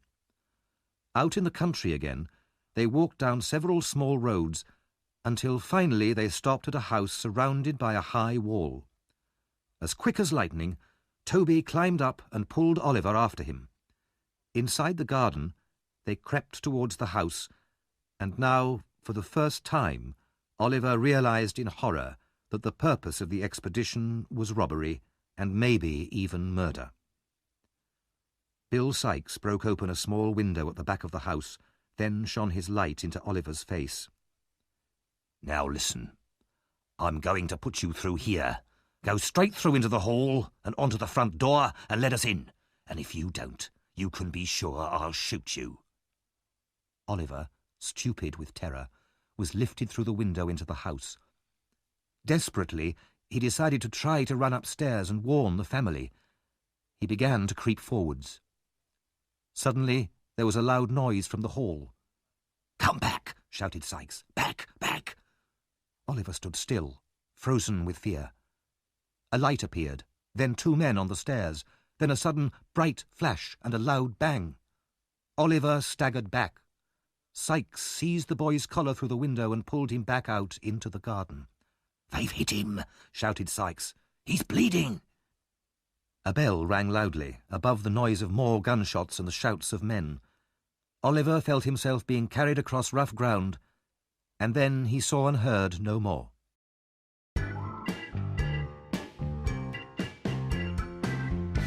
Chapter 8. After the Robbery. The night was bitterly cold. A sharp wind whipped the fallen snow up into the air and blew it into every hole and corner. It was a night for the homeless to lie down and die, and for luckier people to sit close to their fires and thank God they were at home. In the workhouse where Oliver was born, Mrs. Corney, the widow in charge, was making tea by her fire. When she heard a knock at her door, she frowned and called out sharply, "Come in." The frown, however, was quickly changed to a sweet smile when she saw Mr. Bumble enter. "Hard weather, Mr. Bumble," said the widow. "Yes, indeed, ma'am," replied the beadle. "We've had to give out to the poor people in this town great quantities of bread and cheese today, and they're still complaining. Why, one man even came back and demanded some free firewood. What does he want that for? People are never satisfied. Give them one thing today, and tomorrow they'll ask for something else." Mrs. Corney agreed that it was very shocking. They discussed some workhouse business together, and then Mr. Bumble looked hopefully at the teapot. Mrs. Corney offered him some tea. Instantly, Mr. Bumble sat down by the fire and gave the widow such a warm smile that her face turned a delicate pink. She passed Mr. Bumble the teacup, and as he took it, he managed to give her hand a little stroke. "You're a kind-hearted woman, Mrs. Corney," said the beadle. "Oh, Mr. Bumble," said the widow, smiling shyly. For a while there was a friendly silence between them. Then Mr. Bumble moved his chair closer to the widow's. Mrs. Corney, of course, did not notice this, but when the beadle's arm began to slide around her waist, she felt she must make a small protest. Encouraged by this response, Mr. Bumble immediately gave her a kiss, but at this interesting moment there was a sudden knock at the door. Mr. Bumble jumped to his feet and went to the other end of the room. "Please, Mrs. Corney," said a voice outside. "Old Sally's going fast." "Well, what can I do to help her?" asked Mrs. Corney angrily. "Nothing, ma'am," replied the old woman outside. "But she says she has something to tell you, which you must hear. She won't die quietly till you come." Complaining loudly, Mrs. Corney asked Mr. Bumble to wait until she came back. Then she followed the old woman up the stairs. Old Sally lay in bed in a freezing cold room. The fire was so small and mean that it gave no warmth at all. Mrs. Corney bent over the bed, and the dying woman opened her eyes. "Come closer," she murmured. "Let me whisper in your ear." She held on to Mrs. Corney's arm and pulled her down towards her. "In this same room, I once helped a pretty young woman who came in with cut and bleeding feet, who gave birth to a boy and then died." "Well?" asked Mrs. Corney impatiently. "I robbed her. She was hardly dead before I stole it." "Stole what?" "It. The only thing she had. It was gold. It could have saved her life." "Gold? Who was this mother? Tell me." "She told me to look after it when she died." The old woman's mind was getting confused. "She trusted me, poor girl, and I stole it." "Quick, tell me, or it may be too late," said Mrs. Corney greedily. "What was it, and what was the boy's name?" The old woman could hardly speak. "Oliver. The gold I stole was—" Yes, what?" The old woman fell back onto the bed, dead. Mrs. Corney hurried back to her room, where Mr. Bumble was still admiring her furniture and counting her silver teaspoons. They sat down again by the fire, and soon Mr. Bumble's arm returned to its previous position round Mrs. Corney's waist. It was not long before he asked her to marry him, and the widow happily accepted him. While they drank to celebrate the arrangement, Mrs. Corney told Mr. Bumble about old Sally's death and the unknown gold object which she had stolen from the dead body of the young woman. After many expressions of undying love, Mr. Bumble finally left the room and returned home, with bright visions of his future. While these events were happening in the workhouse, the Artful Dodger and Charlie Bates were playing cards in Fagin's house. The Dodger, as usual, was winning easily. Somehow he always seemed to know exactly what cards the other players had in their hands. Suddenly there was a faint ring on the bell downstairs, and Toby came in, the man who had gone with Bill Sikes and Oliver to rob the house in Chertsey. Fagin jumped to his feet. "Where are they?" he screamed. "Sikes and the boy, where are they hiding?" "We failed," said the robber. "What happened?" "They fired and hit the boy. We ran away with Oliver between us, and they chased us with dogs." "And the boy? What about the boy?" gasped Fagin. "His head was hanging down and he was cold. We needed to go faster, so we left him in a field, alive or dead. That's all I know about him." Fagin did not wait to hear any more. He gave an angry scream, ran out of the house, and hurried through the streets until he reached Bill Sikes' house. As he climbed the stairs, he thought, "Well, Nancy, if there's anything going on here, I'll find out about it, however clever you are." Nancy was alone upstairs in her room, her head on the table. "She's been drinking again," thought Fagin. As he closed the door, she woke up. He told her what had happened during the robbery. She said nothing, and her head returned to the table. "And where do you think the boy is now, my dear?" Fagin asked her, trying hard to see her face. "Poor little child, left alone like that." Nancy looked up. "I hope the child's dead. Then he'd be happier than any of us." "What?" said Fagin in amazement. "It's better like that. The sight of the boy turns me against myself and all of you." "You're drunk." Fagin suddenly lost his temper. "The boy's worth a fortune to me, and now a drunken gang has lost him. And if Sikes doesn't return that boy to me, dead or alive, I'll tell the police about him, and I'll get Sikes hanged. Just remember that." When Fagin left her, Nancy was already back in a drunken sleep, her head lying on the table once more. Fagin went out into the blackness of the night and walked home. He had reached the corner of his street and was searching in his pocket for his key when a dark figure came out of the shadows and crossed the road towards him. "I've been waiting here for 2 hours, Fagin," said the stranger. "Where have you been?" "On your business, my dear," said Fagin, glancing at him uneasily. "We'd better talk inside." The door closed behind them, and they crept quietly up to the top floor in order not to wake the sleeping boys downstairs. They sat in a dark room, the only light coming from a candle burning in the passage outside. The stranger's name was Monks, and he was in an evil mood. He listened to Fagin for a while, frowning heavily. "It was badly planned," he said angrily. "Couldn't you have made the boy into an ordinary thief and then got him arrested and sent out of the country for the rest of his life?" "But he isn't like the other boys here," Fagin said. "I had nothing to frighten him with. Anyway, I've already helped you. After he was caught by the police stealing from the bookshop, I got Nancy to get him back, and then she felt sorry for him." "Killer," Monks said impatiently. "We can't afford to do that kind of thing," said Fagin. "But I can turn the boy into an ordinary thief now, and then Nancy will harden her heart against him.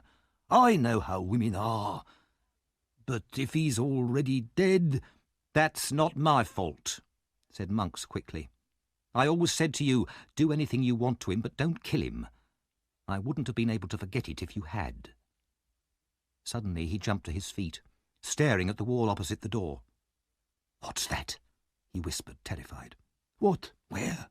cried Fagin. "The shadow. I saw the shadow of a woman pass along that wall." White-faced, they both ran from the room into the passage. The candle threw long shadows down the stairs, but there was no one there. They listened. Only silence filled the house.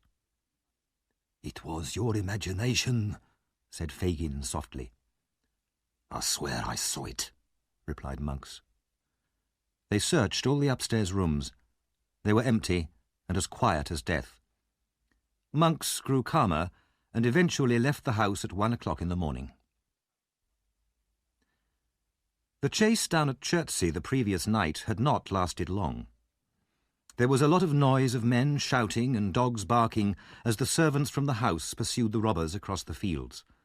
But Sykes and Toby wasted no time. They dropped Oliver's unconscious body in a field and disappeared into the fog and the darkness in different directions. The three pursuers lost enthusiasm for the chase and agreed among themselves that it was much too dangerous to continue.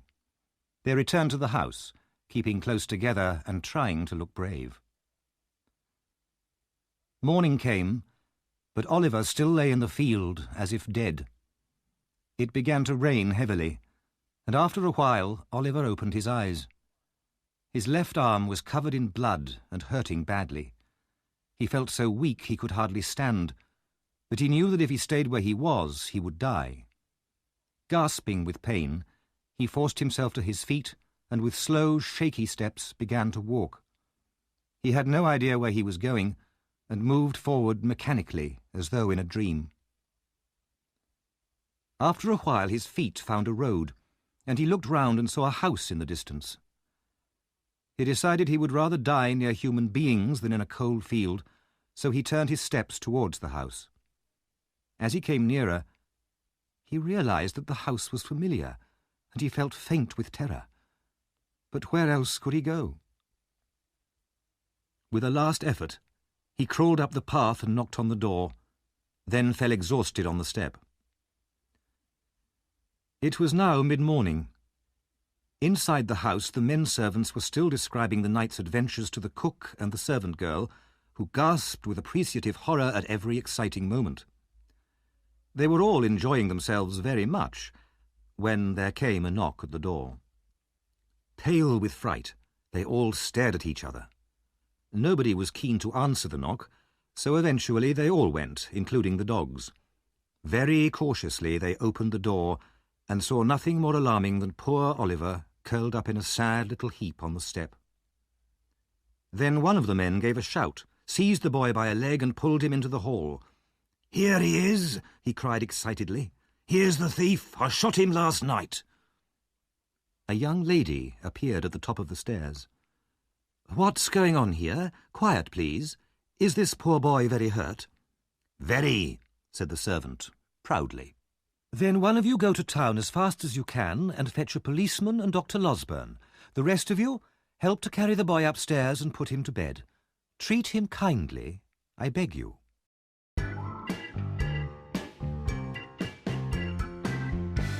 Chapter 9. Oliver starts another life. In a comfortable, pleasant sitting room, the two ladies of the house waited anxiously for the doctor and the police to arrive. The owner of the house, Mrs. Maylie, was an older woman, but her niece, Rose, was a girl of 17 whose quiet beauty and gentle charm won all hearts. As soon as the doctor arrived, he ran breathlessly into the house and burst into the room without knocking. He was clearly a good friend of the ladies. "I never heard of such a dreadful thing. You should both be dead of fright," he said to Mrs. Maylie. "In the silence of the night, too. Are you both all right? Why didn't you send for me at once?" "We are quite all right," said Rose, smiling. "But there's an injured boy upstairs whom Aunt wants you to see." Dr. Losberne went up to examine Oliver and was there for some time. He came down looking rather puzzled and asked the two ladies to see the boy with him. "I can promise you there's nothing very frightening about him," he said. Instead of the evil-looking robber they expected to see, the two ladies found only a pale, thin child lying peacefully asleep. He looked so innocent that Mrs. Maylie said, "This child could never have been in a gang of robbers?" "It certainly seems strange," agreed the doctor, "but wickedness can hide behind the most gentle face, you know." "But he's so young, too," cried Rose. "Can you really believe this poor boy is a criminal? Oh, Dr. Losberne and my dear aunt, I beg you both to have pity on him." Mrs. Maylie did not need persuading, and the doctor could not resist Rose's tears. He had, in fact, an extremely kind heart, which he tried to hide behind a quick, fierce manner, though this usually deceived no one. "Well, what's to be done, then?" he said quickly. "We'll have the police here at any moment, ready to take the boy away and throw him into prison." Rose begged him to think of a plan, and the doctor thought hard for a few minutes, frowning fiercely. At last he said, "I've got it," and rubbed his hands together in satisfaction. A little later, Oliver woke up and was very anxious to tell his story, although he had lost a lot of blood and was very weak. When the doctor and the ladies had heard all about his sad life, they were quite sure that they wanted to save Oliver from any unfair punishment. So Dr. Losberne went down to the kitchen to talk to the 3 servants who had surprised Sikes and Oliver during the robbery. The doctor folded his arms and gave the men a long, hard stare. "Tell me," he began, "can you be absolutely sure that the boy upstairs is the same one that was in the house last night? Well?" The doctor, usually such a friendly man, seemed so angry that the servants stared at him open-mouthed. The doctor gave them no time to think and went on fiercely, "3 men see a boy for about a second in the dark in the middle of a lot of smoke and noise. A boy comes to the same house the next day, and because one arm is injured, they think he must be the robber. Are you going to swear that this is the same boy? Well, what do you say?" he finished impatiently. The servants looked at each other in great confusion. Suddenly there was a ring at the gate. The police officers had finally arrived. Dr. Losberne gave orders that plenty of beer should be served before the officers went up to see Oliver. He also made sure that the servants had a generous amount of beer too. When the officers were finally allowed to see Oliver, Dr. Losberne said, "This is a boy who was shot this morning while walking on a farmer's property where he shouldn't have been. The servants saw him and immediately thought he must be the same boy from last night. But now they say they're sure it's not the same boy." The servants were by now so confused by beer and excitement that they were not sure of anything at all. The robbers had certainly had a boy with them, they said, but whether this boy was the same boy, well, it seemed very doubtful. The police, too, had drunk quite a lot of beer by now, and before long they were very willing to believe that Oliver was not the robber of the night before. They had their own ideas about who committed all the robberies in the area, and Oliver was unknown to them. At last the police left, and Oliver was allowed to recover in the kind care of Mrs. Maylie, Rose, and Dr. Losberne. It was several weeks before he was well enough to get out of bed, but then he quickly grew stronger, and every day told his rescuers how grateful he was. One thing, however, caused him unhappiness. He wanted to find Mr. Brownlow, the kind old man who had looked after him in London. "Mr. Brownlow would be pleased to know how happy I am now," he said. So when Dr. Losberne offered to take Oliver to London to see Mr. Brownlow, the boy was very pleased. They set out by coach one fine morning, and when they arrived in London, they went straight to Mr. Brownlow's house. Oliver's heart beat with excitement as they stopped outside. But the house was empty. They were told by the people next door that Mr. Brownlow had moved to the West Indies 6 weeks before. Oliver was very disappointed. He had thought about Mr. Brownlow so much recently, and had always hoped to find him again. But now the kind old man had moved abroad, still believing Oliver was a lying thief, and he might hold this belief until the day he died. This was a bitter disappointment to Oliver, but his new friends were still as kind to him as ever. They left the house in Chertsey and moved to a quiet cottage in the country, taking Oliver with them. Spring came, and in the fresh air, away from the noise and smoke and trouble of the city, Oliver began a new life. He went for walks with Rose and Mrs. Maylie, or Rose read to him, and he worked hard at his lessons. He felt as if he had left behind forever the world of crime and hardship and poverty.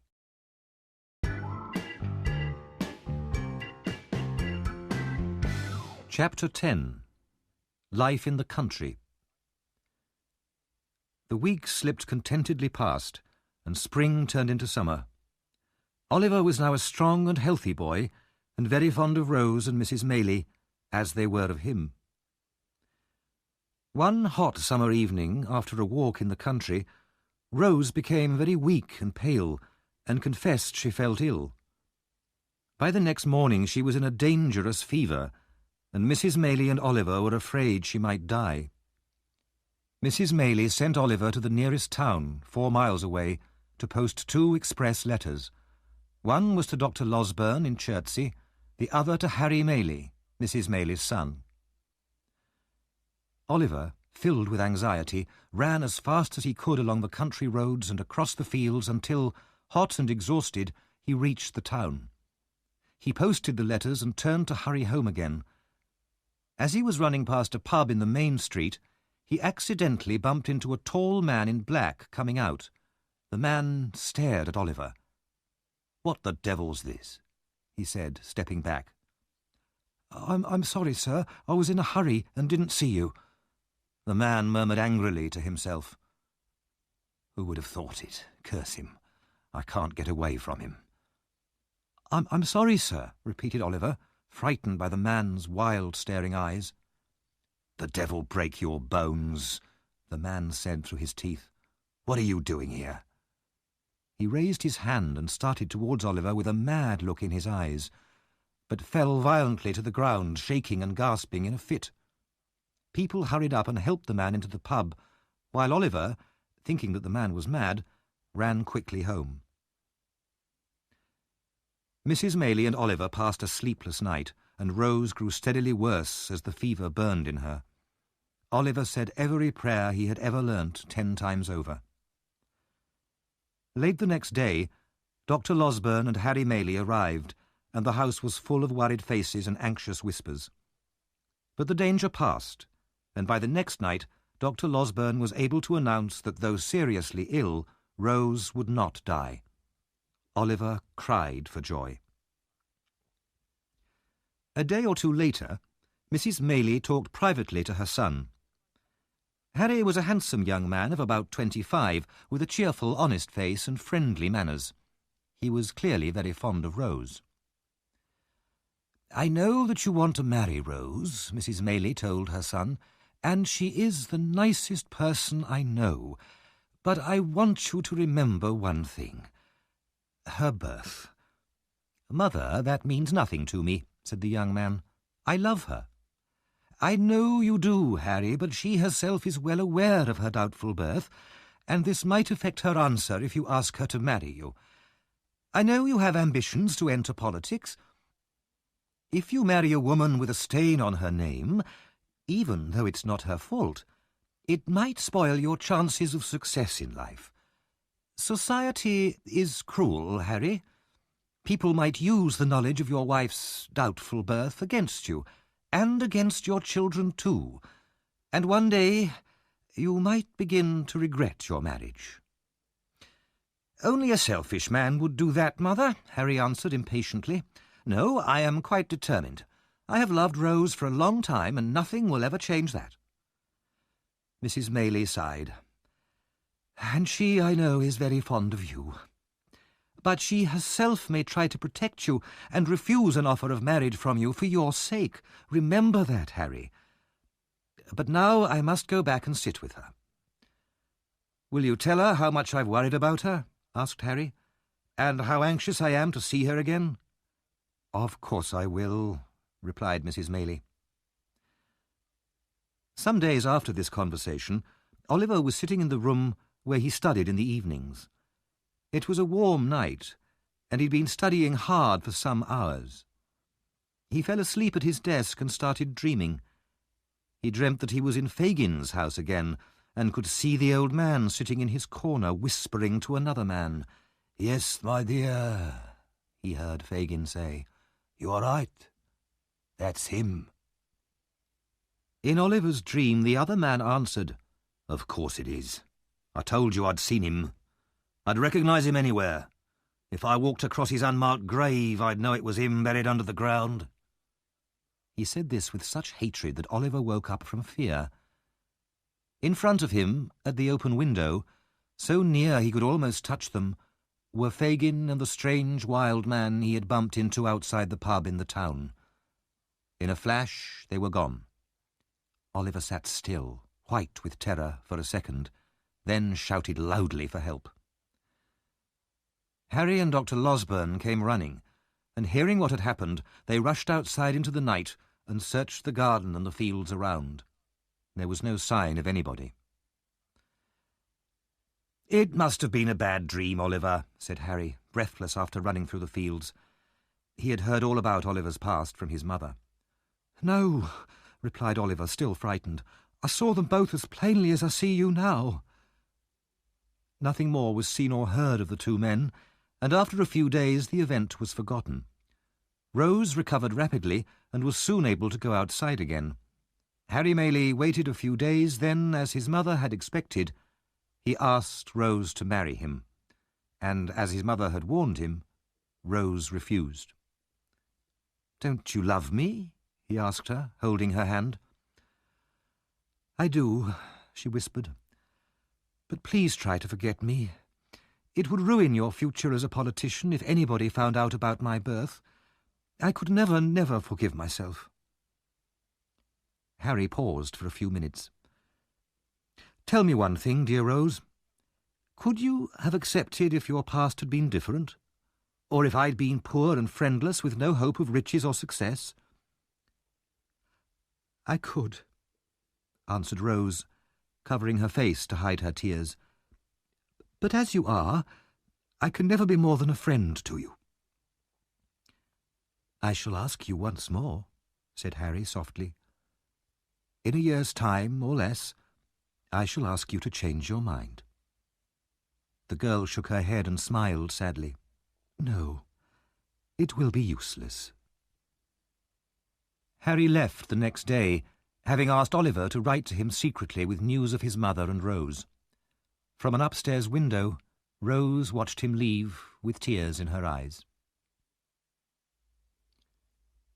Mr. Bumble was now a married man, and not a happy one. He was no longer a beadle, but the manager of the workhouse, and his wife, formerly Mrs. Corney, scolded and argued with him day and night. One evening, after a particularly violent fight, when she threw things at him and chased him out of the house, he went for a walk alone through the town. He felt very sorry for himself, and finally went into a pub to find comfort in gin and water.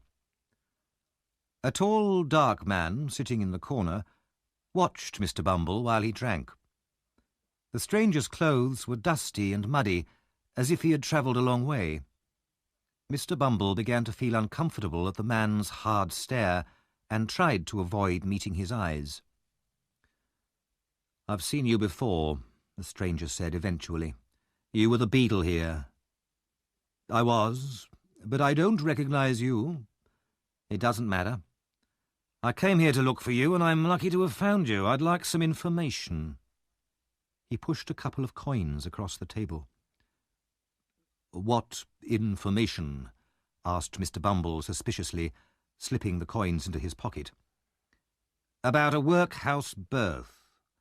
A boy called Oliver Twist." "Young Twist. I remember him. He was a dreadful—" "It's not him I want to talk about," interrupted the stranger. "I've heard enough of him. It's the old woman who was the nurse for his mother. Where is she?" "Oh, she died last winter," said Mr. Bumble. Then he remembered that his wife had been there when old Sally had died, and he realised that this information might be worth something. He told the man that one woman had been with the nurse when she died and had heard some secret from her. "Where can I find this woman?" the stranger asked quickly, showing in his pale face how important this was to him. "I can bring her to meet you tomorrow," said Mr. Bumble. "All right. Down by the river at 9 in the evening." The man wrote the address on a piece of paper. "And your name?" asked Mr. Bumble. "Monks," replied the stranger. "But you don't need to remember it." Then he quickly left the pub. The next evening was dark and cloudy. A storm threatened, and already the first drops of rain were falling. Mr. and Mrs. Bumble walked up the main street of the town, then turned towards a group of ruined old houses next to the river. Mr. Bumble went first, carrying a dim light, and his wife followed closely behind. At the oldest and most ruined building, they stopped, and Mr. Bumble took out his piece of paper. The first distant crash of thunder shook the air, and the rain began to pour down heavily. Then they heard Monks, calling out of an upstairs window. "Is that the man?"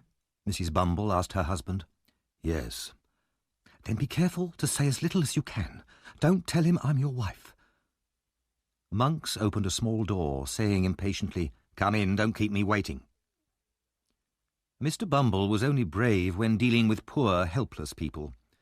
He felt very uneasy about entering this dark building with an ill-tempered stranger. However, he was equally afraid of his wife.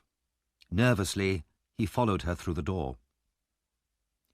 Inside, Monks stared at Mrs. Bumble for some time. "So this is the woman, is it?" "Yes," replied Mr. Bumble cautiously.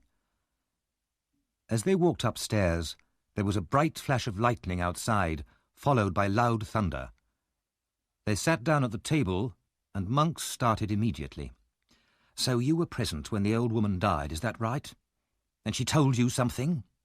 He stared at Mrs. Bumble again. "Yes," said Mrs. Bumble, "something about the mother of Oliver Twist, but first, how much will you pay me for the information?" "If it's what I want to hear, £25, said Monks. "But it's a lot of money for something which has been lying dead for 12 years. Reluctantly, he pushed the money across the table towards her, then bent forward to listen. The faces of the three nearly touched, as the two men leant over the table to hear what the woman had to say, and the woman leant over towards them so that they could hear her whisper. In the dim lamplight their faces looked pale and ghostly. "The old woman, who was the nurse, died with only me in the room," said Mrs. Bumble. "No one else was there?" asked Monks fiercely. "No one." "Good," said Monks. "Go on." "She spoke about a young woman who had given birth in the same bed some years before. The child was Oliver Twist, and this nurse had robbed the child's mother." "Robbed in life?" asked Monks. "In death. She stole from the body when it was hardly cold, but the old woman fell back and died before she could tell me more." "It's a lie," shouted Monks furiously. "You know more. I'll kill you both if you don't tell me what else she said." "She said no more," repeated Mrs. Bumble calmly, showing, unlike Mr. Bumble, no fear of the strange man's violence. "But in her hand I found a piece of dirty paper." "Which contained?" "Nothing. It was only a receipt from a pawnbroker. I went to the pawnbroker and got back a little gold locket. Inside was a gold wedding ring, and on the locket itself the name Agnes." She put the locket on the table in front of Monks. He picked it up immediately and looked at it closely, his hands shaking. "Is this all?" "It is. And now I want to ask you a question. What do you intend to do with the locket?" "This, so it can never be used against me." Monks suddenly pushed the table to one side and opened a small door in the floor. Down below rushed the river, its muddy waters swollen by the heavy rain. "If you threw a man's body down there, where would it be tomorrow?" asked Monks. 12 miles down the river and cut to pieces," replied Mr. Bumble in a shaky voice. Monks tied the locket to a heavy weight and dropped it into the water. In a second it was gone. The three of them looked into each other's faces and seemed to breathe more freely. "Now we have nothing more to say," said Monks, with a threatening look at Mr. Bumble. "And nothing to say to anyone else either. Do you understand?" "Certainly," said Mr. Bumble very politely. He moved away from the strange man, anxious to leave quickly. At the door to the street, Monks turned again to Mr. Bumble. "And if we ever meet again, we don't know each other. Do you understand that as well?" "Perfectly," said the relieved Mr. Bumble, moving away into the rain and pulling his wife with him.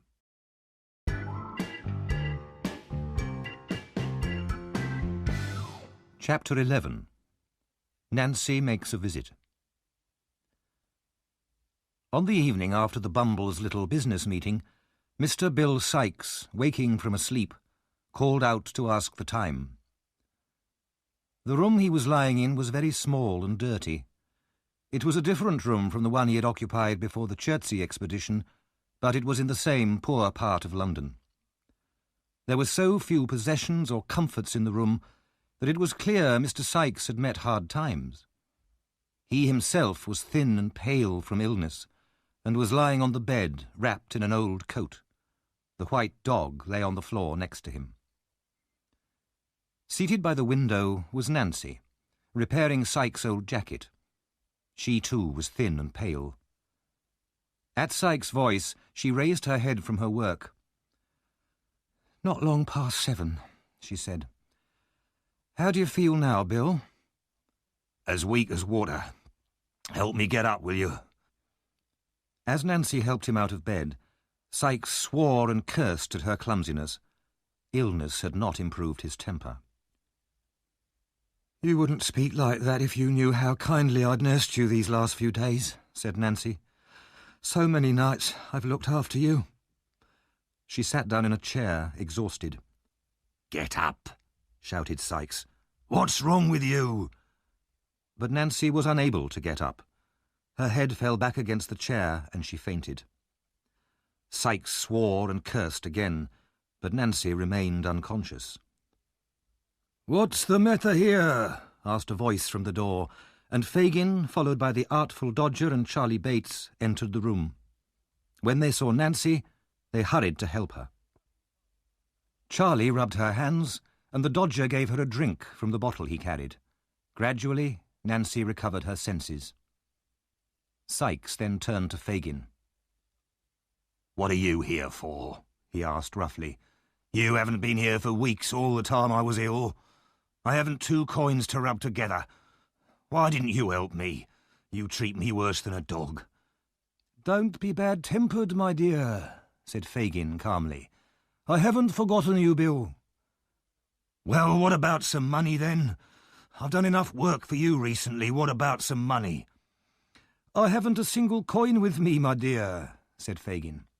"Then go and get some. You've got lots at home." "No, I don't trust you. Nancy can go back with you to your house and fetch some money. I'll stay here and sleep." After a good deal of arguing, Fagin managed to reduce the amount Sikes was demanding from £5 to £3.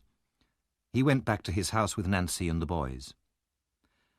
When they were inside, Fagin told the girl, "I'll just go upstairs and fetch the cash for Bill, my dear. There's little money in this business, Nancy, little money and no thanks, but I'm fond of seeing the young people around me."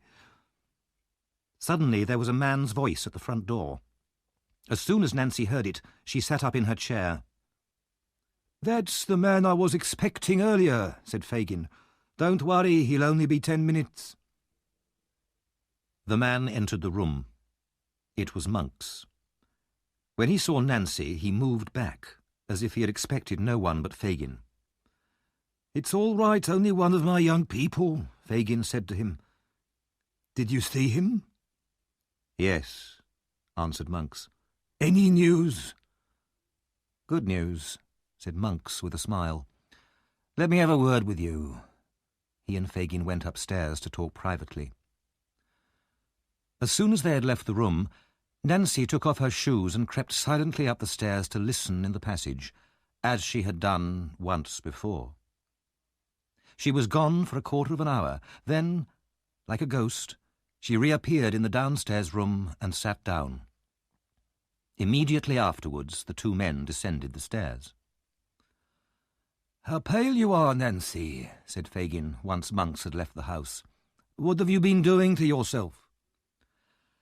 "Nothing, except waiting here for you too long," she answered, turning her face away from him. "Now, where's the money for Bill?"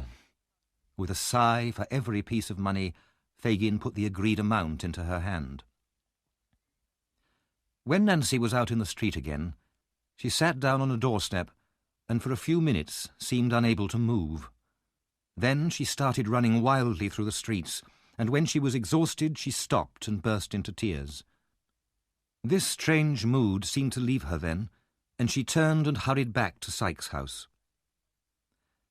At first, when she returned, Sykes noticed nothing unusual about her. Fagin, with his sharp, suspicious eyes, would have noticed something at once.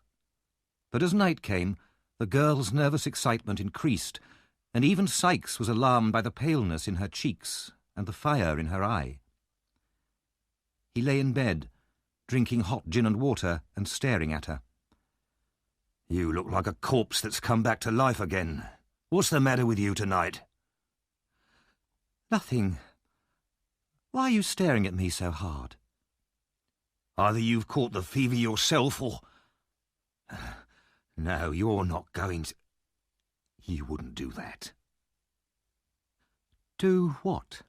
asked the girl. "There's not a girl alive as loyal as you. If you weren't, I'd have cut your throat months ago. No, you must have the fever coming on, that's it. Now, give me some of my medicine." Nancy quickly poured out his medicine with her back to him. He took it, and after turning restlessly for some time, he eventually fell into a deep, heavy sleep. "The drug's taken effect at last," Nancy said to herself as she rose from her position beside the bed. "I hope I'm not too late." Quickly, she put on her coat and hat, looking round fearfully as if she expected at any moment to feel Sykes' heavy hand on her shoulder. She kissed the robber's lips softly, then ran from the house without a sound. She hurried in the direction of West London, pushing past people on the pavement and running across crowded streets without looking.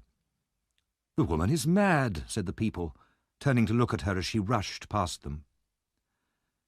She came to a wealthier part of the town, where the streets were quieter, and before long she had reached her destination. It was a family hotel in a quiet street near Hyde Park. The clock struck 11 as she entered. The man at the desk looked at her and asked, "What do you want here?" "I want to see Miss Maylie." The man looked at the young woman with strong disapproval. "She won't want to see someone like you. Come on, get out." "Let me see her, or two of you will have to throw me out," said Nancy violently. The man looked at her again and decided it would be easier to do as she asked. He led her upstairs to Rosie's room. Nancy entered with a brave face, but with fear in her heart. "Please sit down and tell me why you wish to see me," said Rose Maylie, looking with some surprise at this poor, rough girl from the streets. Rosie's manner was so kind and sincere, and so unexpected, that Nancy burst into tears. When she had recovered a little, she asked, "Is the door shut?" "Yes," answered Rose a little nervously. "But why?" "Because I am about to put my life and the lives of others in your hands.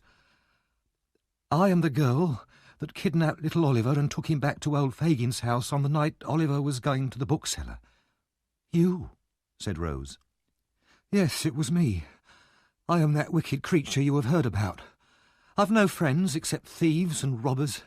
I've lived on the streets since I was a child, cold, hungry, among people who are always drunk and fighting, and that's where I'll die too." "I pity you," said Rose in a broken voice. "But I'll tell you why I'm here. Do you know a man called Monks?" "No," answered Rose. "He knows you. I heard him tell Fagin that you were at this hotel. Maybe he's changed his name. Soon after Oliver was put into your house on the night of the robbery, I listened in secret to a conversation between Monks and Fagin in the dark. And I heard Monks say that he'd seen Oliver in the street and that he knew at once Oliver was the child he was looking for, although I couldn't hear why. Monks then agreed to pay Fagin some money if he could find Oliver again, and more money if he could turn the poor boy into a thief." "Why?" asked Rose. "He saw my shadow on the wall as I listened and I had to escape. I didn't see him again until last night." "And what happened then?" "I listened at the door again, and I heard Monks say this. So the only proof of the boy's identity is at the bottom of the river, and the old woman who received it is dead. He and Fagin laughed. Then Monks said that he had all Oliver's money safely now, but how funny it would be if the boy went to prison for stealing after his father's unfair will. "What is all this?" asked Rose. "It's the truth, lady. Then Monks said he couldn't have Oliver killed because suspicion would point to himself, but he'd try for the rest of his life to harm the boy if he could. Then Monks laughed again about the money Oliver should have got from his father's will. 'My young brother, Oliver, will never see that money,' he said." "His brother?" exclaimed Rose. "Those were his words," said Nancy, looking round uneasily, as if she still expected to see Sikes. "And then he talked about how amazed you would be if you knew who Oliver really was." "And this man was serious?" "His voice was full of anger and hatred. I know many people who do worse things, but I'd rather listen to all of them than to this man Monks. But I must get back now, or people will wonder where I've been." "Back? How can you go back to such a life?" asked Rose. "You've told me all this. Now I can help you by letting you stay somewhere safe." "No. Perhaps it's hard for you to believe, but there's one man, the most dangerous of them all, that I can never leave. You're the first person who's ever spoken to me so kindly, but it's too late." "It's never too late." "It is," cried the girl. "I can't leave him now. And if I tell anyone about this man, he'll die." "But how can I find you again when we want to investigate this mystery further?" "I'll meet you secretly, if you promise not to watch or follow me," said Nancy. "And if you promise just one more thing, not to do anything to hurt the man I can never leave." "I promise." "Every Sunday night, between 11 and 12, I will walk on London Bridge if I am alive. Meet me there if you want more information." As Nancy said these words, she left the room and ran down the stairs and out into the street once more. Rose was left alone, her thoughts in great confusion, as she wondered desperately what to do and who to ask for advice. The next morning, Oliver, who had been out walking, ran into Rose's room at the hotel. He was breathless with excitement. "I can't believe what I've seen. Now you'll all know that I've told you the truth," he shouted. "I know you've always told us the truth, but what are you talking about?" asked Rose. "I've seen Mr. Brownlow, the kind man who was so good to me." "Where?" "Going into a house," said Oliver, crying with joy. "I've got the address here." "Quick," said Rose, "call a coach. I'll take you there immediately." The idea came to Rose that perhaps Mr. Brownlow would advise her. She had been afraid to tell Nancy's story to Dr. Losberne, since the good doctor was very excitable and often acted with more enthusiasm than wisdom. In less than 5 minutes they were in the coach on their way to the address. Rose went in first to talk to Mr. Brownlow alone. She was taken into his study, and polite greetings were exchanged. When they were seated again, Rose said, "This will surprise you very much, but you were once very kind to a dear friend of mine, and I'm sure you will be interested to hear news of him." "Really? May I ask you his name?" "Oliver Twist." Mr. Brownlow said nothing for a few seconds, but simply stared at Rose. Finally he moved his chair nearer to her and said with great feeling, "I once thought that he was a liar and a thief. If you have evidence to show me I was wrong, please tell me at once." "I know him to be a child with a warm heart," said Rose, "and despite the hardships of his life, he's a better person than almost anyone I know." "I looked for him everywhere," said Mr. Brownlow, "but I could never find him. I could never quite believe that he really did intend to rob me." Rose told him everything that had happened to Oliver since then. She finished by saying, "And his only sorrow for some months has been that he could not find you, his former friend." "Thank God," said Mr. Brownlow. "This is great happiness to me. Great happiness. But why haven't you brought him with you, Miss Maylie?" "He's waiting in a coach at the door," replied Rose. Mr. Brownlow hurried out of the room, down the stairs, and into the coach without another word. In a minute he had returned with Oliver. "How well he looks," he said. "New clothes, the same sweet face, but not so pale. The same eyes, but not so sad." They talked with great joy for some time. Then Mr. Brownlow sent for Mrs. Bedwin, the old housekeeper. She came in quietly and waited for her orders. "You get blinder every day," said Mr. Brownlow impatiently. "People's eyes at my time of life don't improve with age," replied the old lady. "Then put on your glasses." As she searched for them in her pocket, Oliver could not wait any longer and ran into her arms. "Dear God," she said, "it's my innocent boy." "My dear old nurse," cried Oliver. "I knew he would come back," said the old lady, holding him in her arms. "How well he's dressed, how well he looks again." She laughed and cried at the same time, and could not let Oliver go. While Oliver talked to Mrs. Bedwin, Rose asked Mr. Brownlow if she could speak to him privately. He led her into another room, and there listened, with a good deal of amazement, to Rose's account of her extraordinary conversation with Nancy. Between them, they decided that Mrs. Maylie and Dr. Losberne should be told, and that Mr. Brownlow would come to the hotel that evening for a discussion. For the moment, nothing would be said to Oliver himself. That evening at the hotel, Oliver's 4 friends met as arranged. Dr. Losberne, of course, was full of immediate plans to rush round London, arresting all the gang and hanging them at once. Mr. Brownlow, fortunately, was able to persuade him to abandon this wild idea. "Then what's to be done?" cried the doctor impatiently. "First," said Mr. Brownlow calmly, "we must discover who Oliver's parents were. Then, if this girl's story is true, we must regain the inheritance that should have been his." "Yes, yes," said the doctor, nodding in agreement. "But how shall we achieve these aims?" "We must find this man Monks," said Mr. Brownlow. "Nancy will not betray the man who is special to her, but she will surely agree to tell us how or where to find Monks. Then we must find a way to force Monks to talk. We must be both cautious and clever. After all, we have no proof against him, and if we cannot make him talk, this mystery will never be solved. But we'll have to wait 5 days until Sunday before we can meet Nancy on London Bridge. Until then, we can do nothing."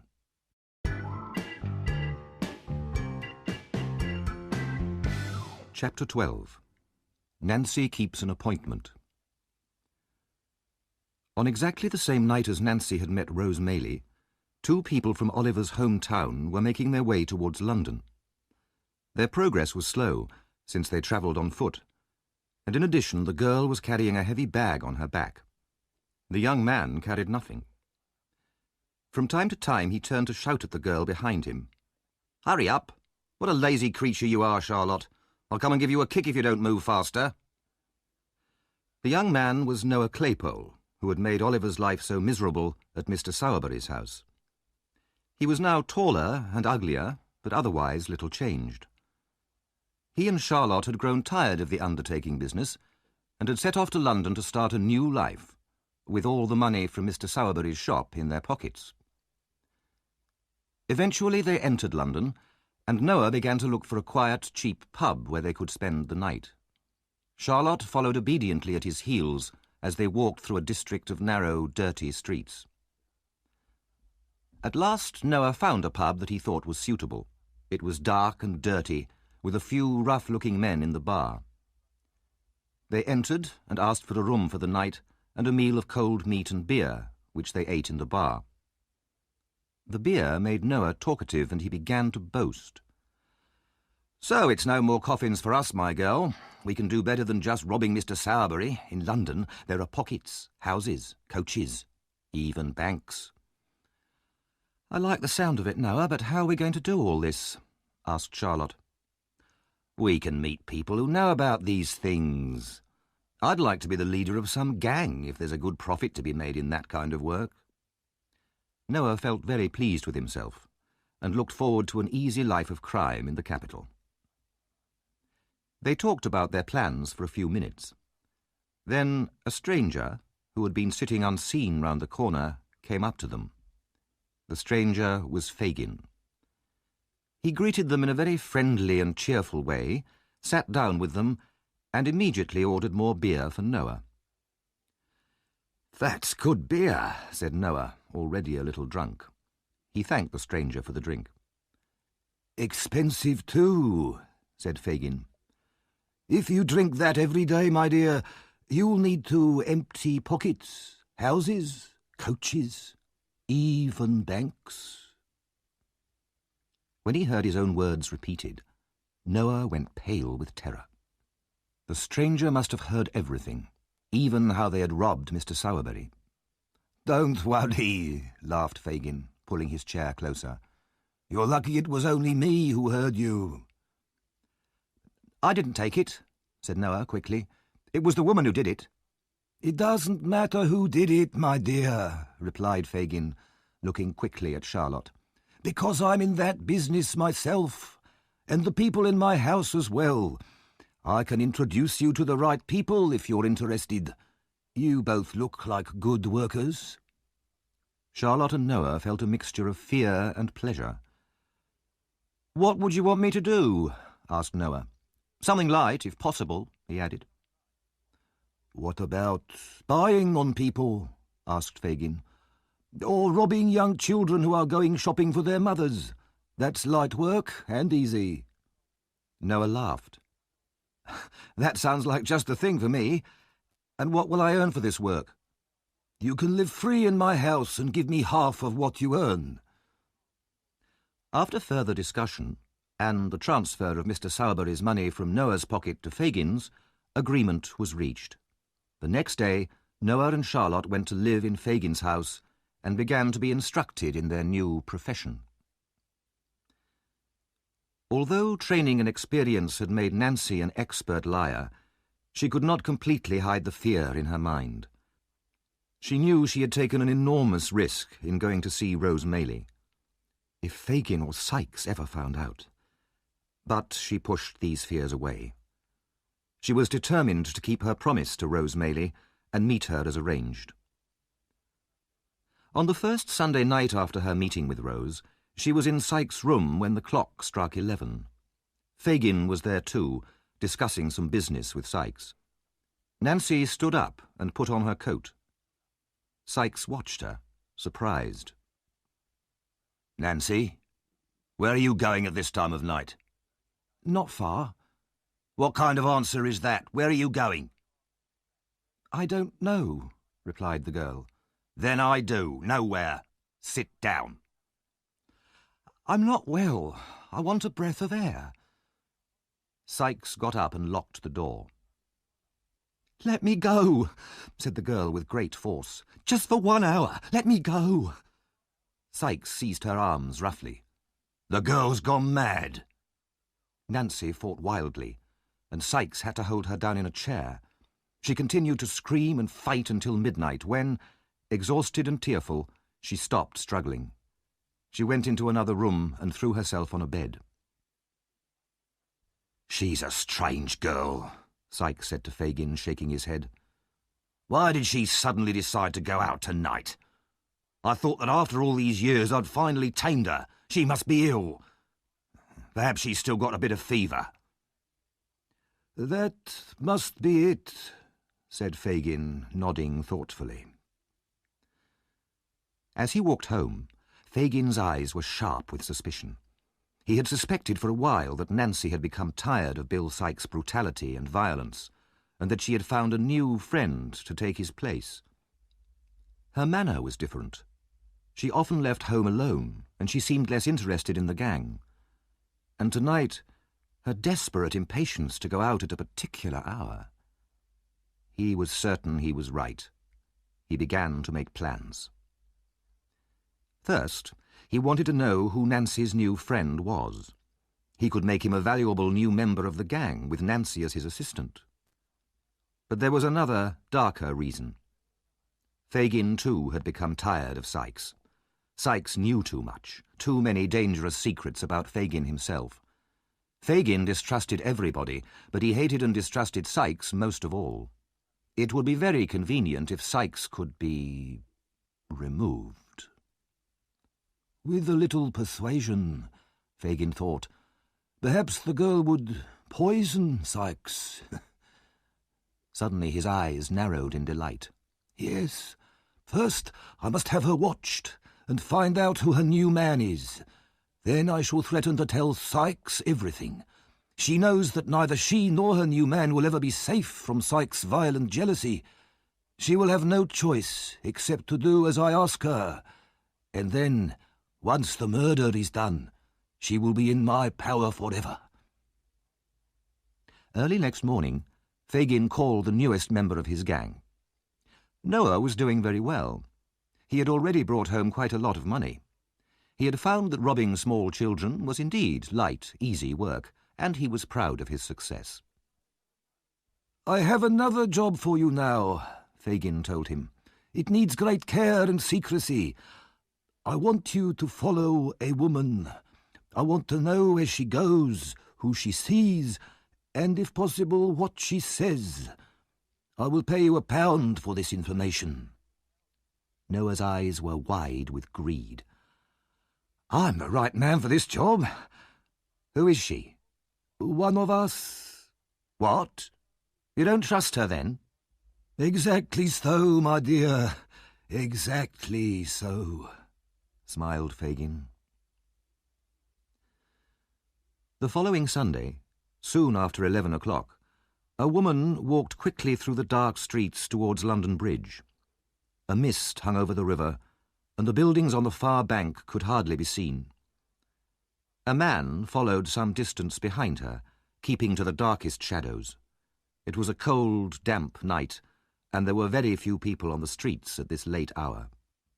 When the woman reached the centre of the bridge, she stopped and looked around anxiously. The man following her stopped too. The heavy bell of St. Paul's Cathedral rang out, announcing the death of another day. Just as it finished, a grey-haired man and a young woman got out of a coach and walked across the bridge. They met the woman, who took them down some steps leading to the river bank. They stood in deep shadow by the wall of the bridge. The man hurried down some other steps, crept up to the corner of the wall, and listened. Nancy spoke first. I'm so frightened tonight, I can hardly breathe. Frightened of what? Asked Mr. Brownlow. He seemed to pity her. I wish I knew.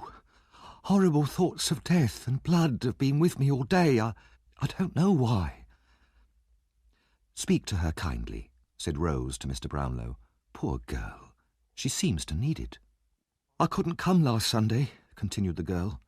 I was kept in by force. But tonight he'll be out all night until daylight. Now, before I tell you anything else, I must tell you that I don't want Fagin or any of the other members of the gang to be handed to the police. Why not? Because I couldn't betray them. They've been loyal to me, and I'll stay loyal to them. Then just tell us how we can get Monks, and I promise none of your friends will be harmed, said Mr. Brownlow. And Monks will never know how you found out about him? She asked. We promise, said Rose gently. Nancy then told them, in so low a voice that the listener round the corner could hardly hear her, where Monks often went for a drink and what he looked like. She finished by saying, On his throat, high up, there is a bright red mark, asked Mr. Brownlow. Do you know him? Asked Nancy in surprise. I think I do, Mr. Brownlow murmured to himself. It must be him. Then more loudly he said to Nancy, Thank you for everything you've told us. But now, how can you go back to these people? Come with us now, tonight. We can arrange for you to be hidden from them all forever if you want us to." The girl shook her head. "I'm chained to him, bad as they are. I've gone too far to change my life now." She looked nervously over her shoulder. "I can feel those dreadful terrors again, visions of blood and death. I must go home." Mr. Brownlow and Rose could not persuade her to change her mind. Sadly, they turned to leave, and when they had gone, Nancy fell to the ground in a storm of tears. Meanwhile, Noah Claypole, amazed by all that he had heard, crept up the steps and ran for Fagin's house as fast as his legs could carry him. Some hours later, nearly 2 hours before dawn, Noah lay asleep in Fagin's house, but Fagin sat silently by a dead fire, staring at the flame of a candle on the table beside him. With his pale, wrinkled face and his red, staring eyes, he looked like a devil out of hell. Hatred ran like poison through his every thought. Hatred for the girl who had dared to talk to strangers, who had ruined his plan to get rid of Sykes. He did not believe her promise not to betray him, and he feared that he would now be caught and hung. Just before dawn, Sykes entered the room, carrying a bundle which contained the results of his night's work. Fagin took what Sykes gave him, then stared at the robber for a long time without speaking. "Why are you looking at me like that?" asked Sykes, uneasy at the old man's strange expression. Fagin raised his hand, but his passion was so great that he could not speak. "Say something, will you?" shouted Sykes, placing his huge hand on Fagin's collar and shaking him in his anger and fear. "Open your mouth and say what you've got to say." Eventually, Fagin found his voice. "Bill, what would you do if one of the gang went out at night and told someone all about us and what we'd done? What would you do to him?" "I'd smash his head into little pieces," said the robber, swearing violently. "And what if it was me, who knows so much about all of us and could put us all in prison and get us all hanged?" whispered Fagin, his eyes flashing with hate. "I'd beat your brains out in public. Even in the law court I'd run over and kill you with my bare hands," said Sykes, showing his teeth in his anger. "I don't care who it was, that's what I'd do." Fagin woke Noah. "Tell Bill what you told me, what you saw, what she did. Tell him." Noah rubbed the sleep from his eyes and told Sykes everything. His face white with passion, Sykes listened to the end, then, swearing furiously, he rushed from the room and down the stairs. "Bill," Fagin called after him, "you won't be too violent." Sykes made no reply, but pulling open the door, ran out into the silent streets. He did not turn his head to right or left, but looked straight in front of him with wild determination. He ran at great speed, his eyes on fire, his teeth tight together, and did not pause until he reached his own door. He ran up to his room, entered, and locked the door, put a table against it, then woke Nancy. "Bill," she said, pleased to see him. But when she saw his expression, the colour went out of her face. "What's the matter?" she said in alarm. "You know what?" Sykes took out his gun, but realizing even in his madness that a shot might be heard, he beat her twice across the face with it, as hard as he could. She fell, with a low cry of pain and terror, almost blinded by the blood that flowed from the cut on her forehead. The murderer staggered to a corner, seized a heavy stick, and struck her down.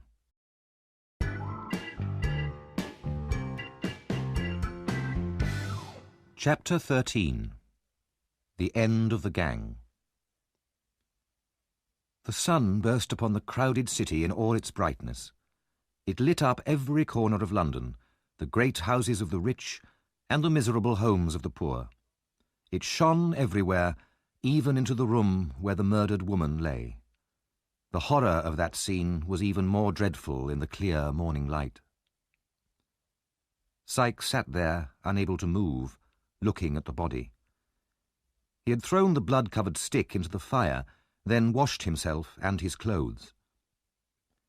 He had cut out the bits of his clothes that were stained and burnt them too, but there were still bloodstains all over the floor. Even the dog's feet were bloody. Finally, he forced himself to leave the room, pulling the dog out with him and locking the door behind him. He walked rapidly north, towards Highgate, then on to Hampstead. On the open land of Hampstead Heath, away from people and houses, he found a place in a field where he could sleep without being disturbed. But before long, he was up again and running. This time he ran back towards London for a while. Then he turned and went north again, sometimes walking, sometimes running, with no clear purpose in his mind. Eventually he felt hungry and changed direction towards Hendon, a quiet place away from the crowds, where he could buy food. But even the children and chickens there seemed to look at him with suspicion. So he turned back towards Hampstead Heath again, without having eaten, uncertain where to go. At last he turned north again, his dog still running at his heels, and set off to a village just outside London. He stopped at a small, quiet pub and bought a meal, then went on again. It was now dark, and as he continued walking, he felt as if Nancy were following him, her shadow on the road, her last low cry in the wind. If he stopped, the ghostly figure did the same. If he ran, it ran too, moving stiffly like a corpse. Sometimes he turned, determined to drive the ghost away, but his blood ran cold with terror. Every time he turned, the ghost turned too, and was still behind him. Finally, he found another field where he could hide. He lay down, unable to sleep, his mind filled with visions of the dead girl. Her wide, dead eyes stared at him, watching him through a curtain of blood. Suddenly, he heard shouting in the distance. He jumped to his feet and saw that the sky seemed on fire. Sheets of flame shot into the air, driving clouds of smoke in his direction. He heard an alarm bell and more shouts of fire.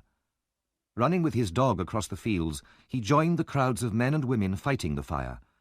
He could forget his own terror in this new danger, and he worked all night with the crowd, shouting, running, and working together to stop the flames destroying more buildings. In the morning, the mad excitement was over, and the dreadful memory of his crime returned, more terrifying than ever. In desperation, he decided to go back to London. At least there'll be somebody I can speak to, he thought to himself. And it's a better hiding place than out here in the country. I'll hide there for a week, get some money out of Fagin, then escape to France. Suddenly he remembered the dog. People would be looking for his dog as well as himself. He decided to drown the animal. But the dog smelt the man's fear and turned and ran away from him faster than it had ever run in its life. "You have a choice, Mr. Monks," said Mr. Brownlow. "You have been kidnapped and brought here to my house. You can either tell me what I want to know, or I'll have you arrested, instantly, for fraud and robbery. It's your choice, and you must decide now, at once." Monks hesitated and looked at the old man, but Mr. Brownlow's expression was so serious and determined that the younger man realized it was pointless to protest. "I didn't expect this treatment from my father's oldest friend," said Monks angrily, sitting down with a frown on his face. "Yes, I was your father's oldest friend," said Mr. Brownlow. "And I know all about you, how your father, while still a boy, was forced by his family into an unhappy marriage with an older woman, and how you were the result of that marriage. I also know that your parents separated, hating each other by the end. Well, what's so important about that?" "When they'd been separated for 10 years, said Mr. Brownlow, your father met another family. There were 2 daughters, one 19 years old and the other only 2 or 3. Your father became engaged to the older daughter. At this point, one of his rich relations died and left him a lot of money in his will. Your father had to travel to Italy to receive his inheritance, and while there, he became ill and died. Your mother, who was living with you in Paris, immediately rushed to Italy when she heard the news. As your father had made no will of his own, all the relations' money came to you and her. Monks listened with close attention, biting his lip and staring at the floor. Before your father went to receive that money, he came to see me, continued Mr. Brownlow slowly, his eyes fixed on Monk's face. I never heard that before, said Monks, looking up suddenly, a suspicious expression on his face. He left me a picture of the poor girl he wanted to marry.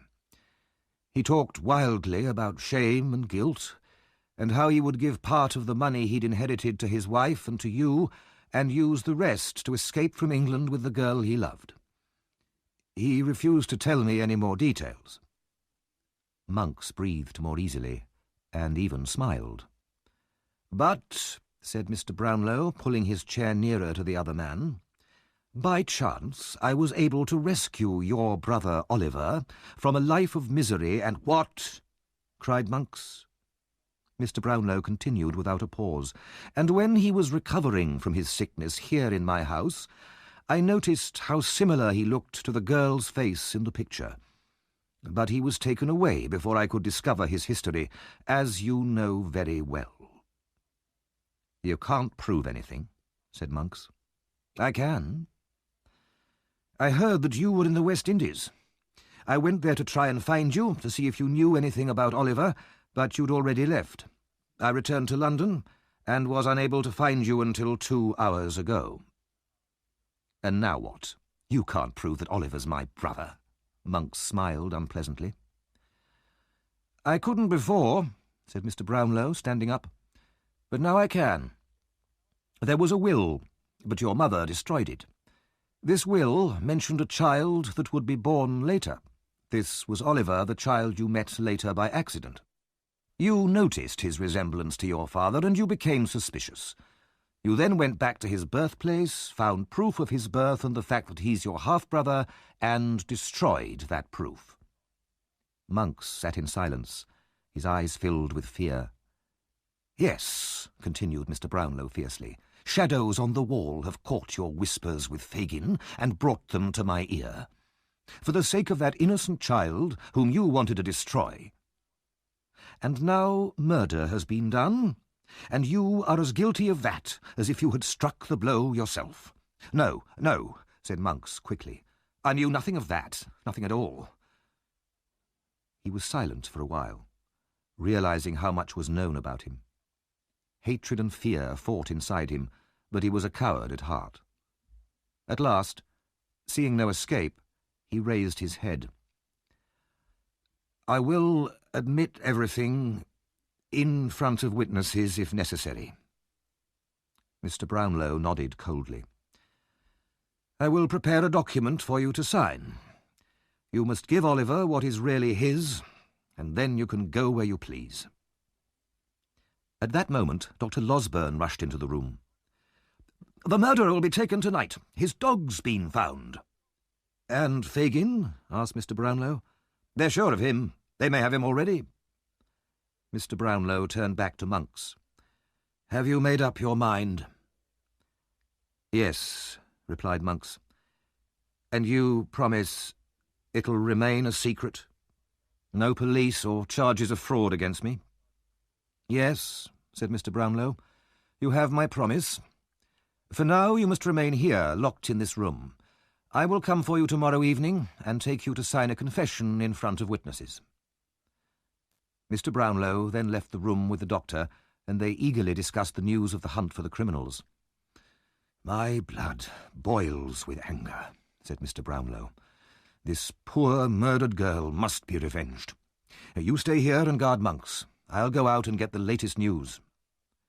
The 2 men parted, each in a fever of excitement.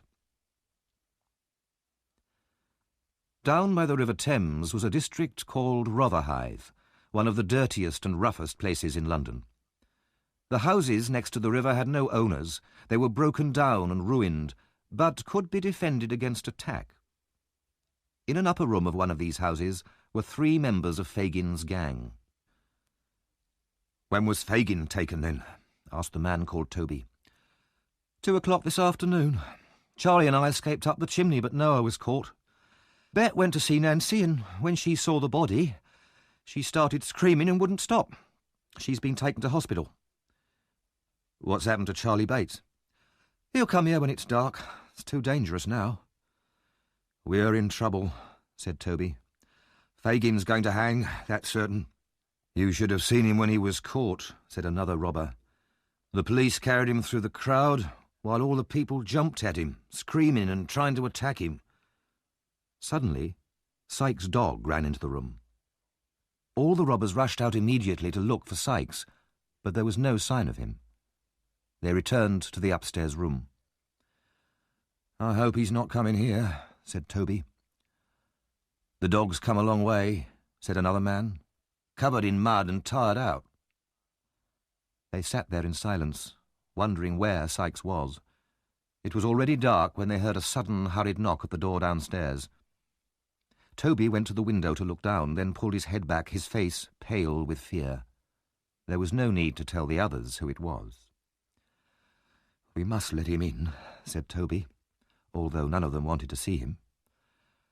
Toby went down to the door and returned, followed by Sykes. White-faced, with a 3-day-old beard, hollow cheeks and staring eyes, Sykes looked like a ghost. No one said a word. "Nothing to say to me?" Sykes asked. The only answer was a low shout of many voices from outside in the distance, coming closer. Lights appeared. Looking out, Sykes saw a stream of people crossing the bridge towards them. Then there was a loud knocking on the door and more shouts from the crowd. "The doors are made of metal and they're locked and chained," said Toby. The 3 robbers watched Sykes nervously, as if he were a wild animal. "Bring a ladder," shouted some of the crowd below. "Give me a rope, quick," Sykes said to the others. "I'll go the other way, climb down the back and escape over the river. Get me a rope, now, or I'll do 3 more murders." A minute later, Sykes appeared on the roof, and the shouts from the crowd below swelled to a great roar. Then the front door was smashed down and people streamed into the house. Sykes quickly tied the rope around the chimney, then began to tie the other end around himself, ready to lower himself to the ground behind the house. But just as he put the rope over his head, he screamed in terror and threw his arms above his head. He staggered back, slipped, and fell over the edge of the roof. As he fell, the rope tightened around his neck with a horrible jerk. In a second, the murderer was dead, and there he hung, his body swinging gently from side to side. The dog, which had followed its master onto the roof, jumped down towards the lifeless body, missed, and fell dead on the stones below.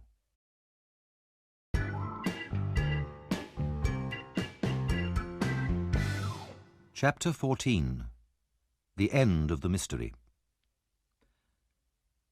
The next day, Oliver travelled with Mr. Brownlow, Dr. Losberne, Mrs. Maylie, and Rose back to his birthplace. He had been told a little of his history, and knew that there would be more explanations at the end of this journey. He was anxious and uncertain, wondering what he would hear. But towards the end of the journey, he began to recognise familiar places, and in great excitement pointed them out to Rose. There was the path he had taken when he had run away. There, across the fields, was the baby farm. Then, as they drove into the town, he saw the house of Mr. Sowerberry the undertaker, and the workhouse that had been his prison. They stopped at the biggest hotel in the town, and went into their rooms. During dinner, Mr. Brownlow stayed in a separate room, and the older members of the group went in and out with serious faces. Mrs. Maylie came back with her eyes red from crying. All this made Rose and Oliver, who had not been told any new secrets, very nervous and uncomfortable. At 9 o'clock, Dr. Losberne and Mr. Brownlow brought Monks into the room. Oliver was very surprised. This was the same man he had bumped into once outside a pub and seen another time with Fagin, looking in at him through the window of the country cottage. Oliver was told that Monks was his half-brother, and the boy stared at him in shock and amazement. Monks looked back at him with hatred. "We have the whole story here in these papers," said Mr. Brownlow, putting them on the table. "All we need now is for you to sign them, Monks, and to tell Oliver what happened." Monks started hesitantly. "My father had arrived in Italy to collect the money he had inherited when suddenly he fell ill. When he died, we found 2 papers in his desk. One was a letter to his girl. The other was a will." "What was the letter?" asked Mr. Brownlow. "It was written when he was ill, telling the girl how ashamed he was that she was pregnant. He asked her not to remember him as a bad man, but as someone who had made a mistake.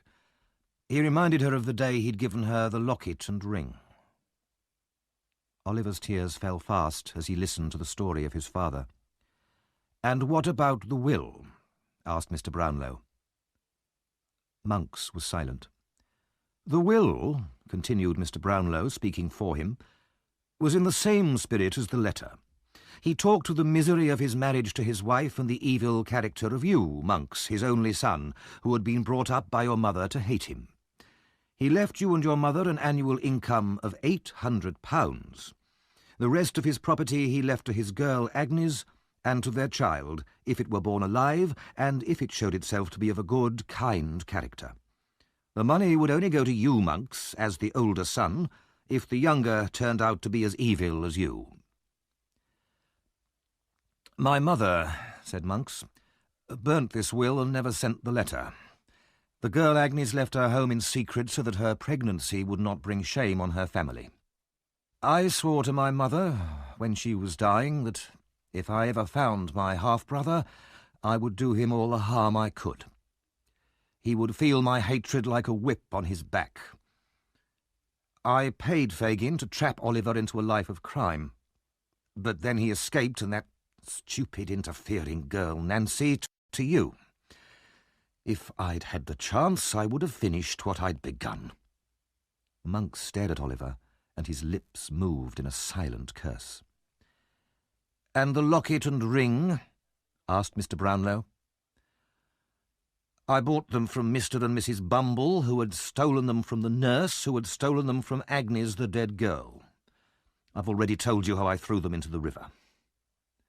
Mr. Brownlow turned to Rose. "I have one more thing to explain," he said to the girl.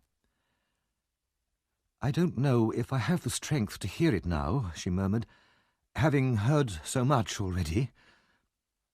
Mr. Brownlow put his hand under her arm. "You have a great deal of courage, dear child," he said kindly. He turned to Monks.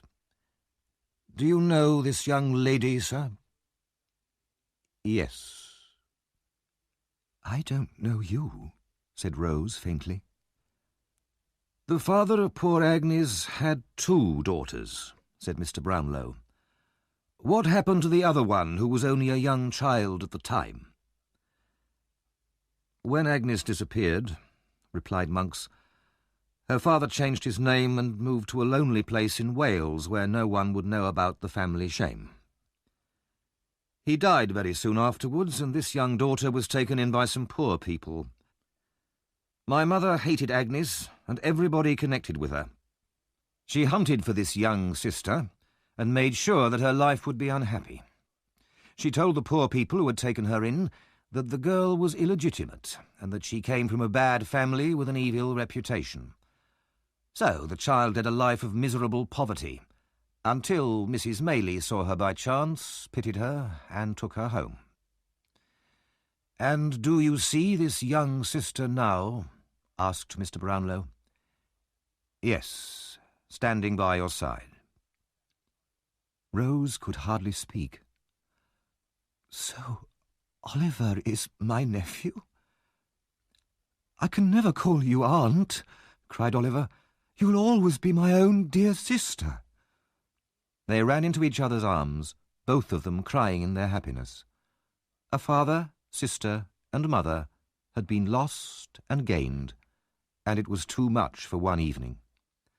They stood for a long time in silence, and the others left them alone. The court was full of faces. From every corner all eyes were on one man, Fagin. In front of him, behind, above, below, he seemed surrounded by staring eyes. Not one of the faces showed any sympathy towards him. All were determined that he should hang. At last there was a cry of "Silence!" and everyone looked towards the door. The jury returned and passed close to Fagin. He could tell nothing from their faces. They could have been made of stone. Then there was complete stillness, not a whisper, not a breath. Guilty. The whole court rang with a great shout, echoing through all the rooms as the crowd ran out of the building to tell all the people waiting outside. The news was that he would die on Monday. Fagin thought of nothing but death that night. He began to remember all the people he had ever known who had been hanged. He could hardly count them. They might have sat in the same prison cell as he was now. He thought about death by hanging, the rope, the cloth bag over the head, the sudden change from strong men to bundles of clothes hanging at the end of a rope. As his last night came, despair seized Fagin's evil soul. He could not sit still, and hurried up and down his small cell, gasping with terror, his eyes flashing with hate and anger. Then he lay trembling on his stone bed and listened to the clock striking the hours. Where would he be when those hours came round again? In the middle of that Sunday night, Mr. Brownlow and Oliver were allowed to enter the prison. Several strong doors were unlocked, and eventually they entered Fagin's cell. The old robber was sitting on the bed, whispering to himself, his face more like a trapped animal's than a human's. "You have some papers, Fagin," said Mr. Brownlow quietly, "which were given to you by monks to look after." "It's a lie," replied Fagin, not looking at him. "I haven't got any." "For the love of God," said Mr. Brownlow very seriously, "don't lie to us now, on the night before your death. You know that Sykes is dead and Monks has confessed. Where are the papers?" "I'll tell you, Oliver," said Fagin. "Come here." He whispered to him. "They're in a bag up the chimney in the front room at the top of the house. But I want to talk to you, my dear." "Yes," said Oliver. "Will you pray with me?" Outside, said Fagin, pushing the boy in front of him towards the door. "Say I've gone to sleep. They'll believe you. You can take me out with you when you go." The old man's eyes shone with a mad light. "It's no good," said Mr. Brownlow, taking Oliver's hand. "He's gone too far, and we can never reach him now." The cell door opened, and as the visitors left, Fagin started struggling and fighting with his guards, screaming so loudly that the prison walls rang with the sound. They left the prison building in the grey light of dawn. Outside in the street, huge crowds were already gathering, joking and laughing and pushing to get the best places near the great black platform where the rope hung ready for its morning's work. Less than 3 months later, Rose married Harry Maylie. For her sake, Harry had abandoned his political ambitions and had become a simple man of the church. There was no longer any mystery about Rose's birth, but even if there had been, Harry would not have cared.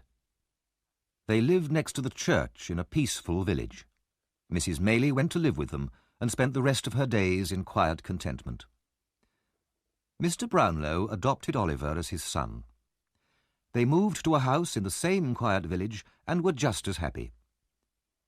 Dr. Losburn discovered suddenly that the air in Chertsey did not suit him. In less than 3 months he too had moved to a cottage just outside the village, where he took up gardening and fishing with great energy and enthusiasm. Mr. Brownlow suggested that half the remaining money from the will should be given to Monks and the other half to Oliver, although by law it should all have gone to Oliver alone. Oliver was glad to accept the suggestion. Monks went off with his money to the other side of the world, where he spent it quickly and was soon in prison for another act of fraud. In prison, he became ill and died. The remaining members of Fagin's gang died in similar ways in other distant countries, all except Charlie Bates, who turned his back on his past life of crime and lived honestly as a farmer. Noah Claypole was given a free pardon for telling the police about Fagin. He soon became employed as an informer for the police, spying on people and telling the police about anyone who had broken the law. Mr. and Mrs. Bumble lost their jobs and became poorer and poorer, eventually living in poverty in the same workhouse that they had once managed. In that quiet country village, the years passed peacefully. Mr. Brownlow filled the mind of his adopted son with knowledge, and as he watched the boy grow up, he was reminded more and more of his old friend, Oliver's father. The two orphans, Rose and Oliver, led lives that were truly happy. The hardships that they had once suffered had left no bitterness in their gentle souls, and all their lives they showed the mercy and kindness to others that God himself shows to all things that breathe.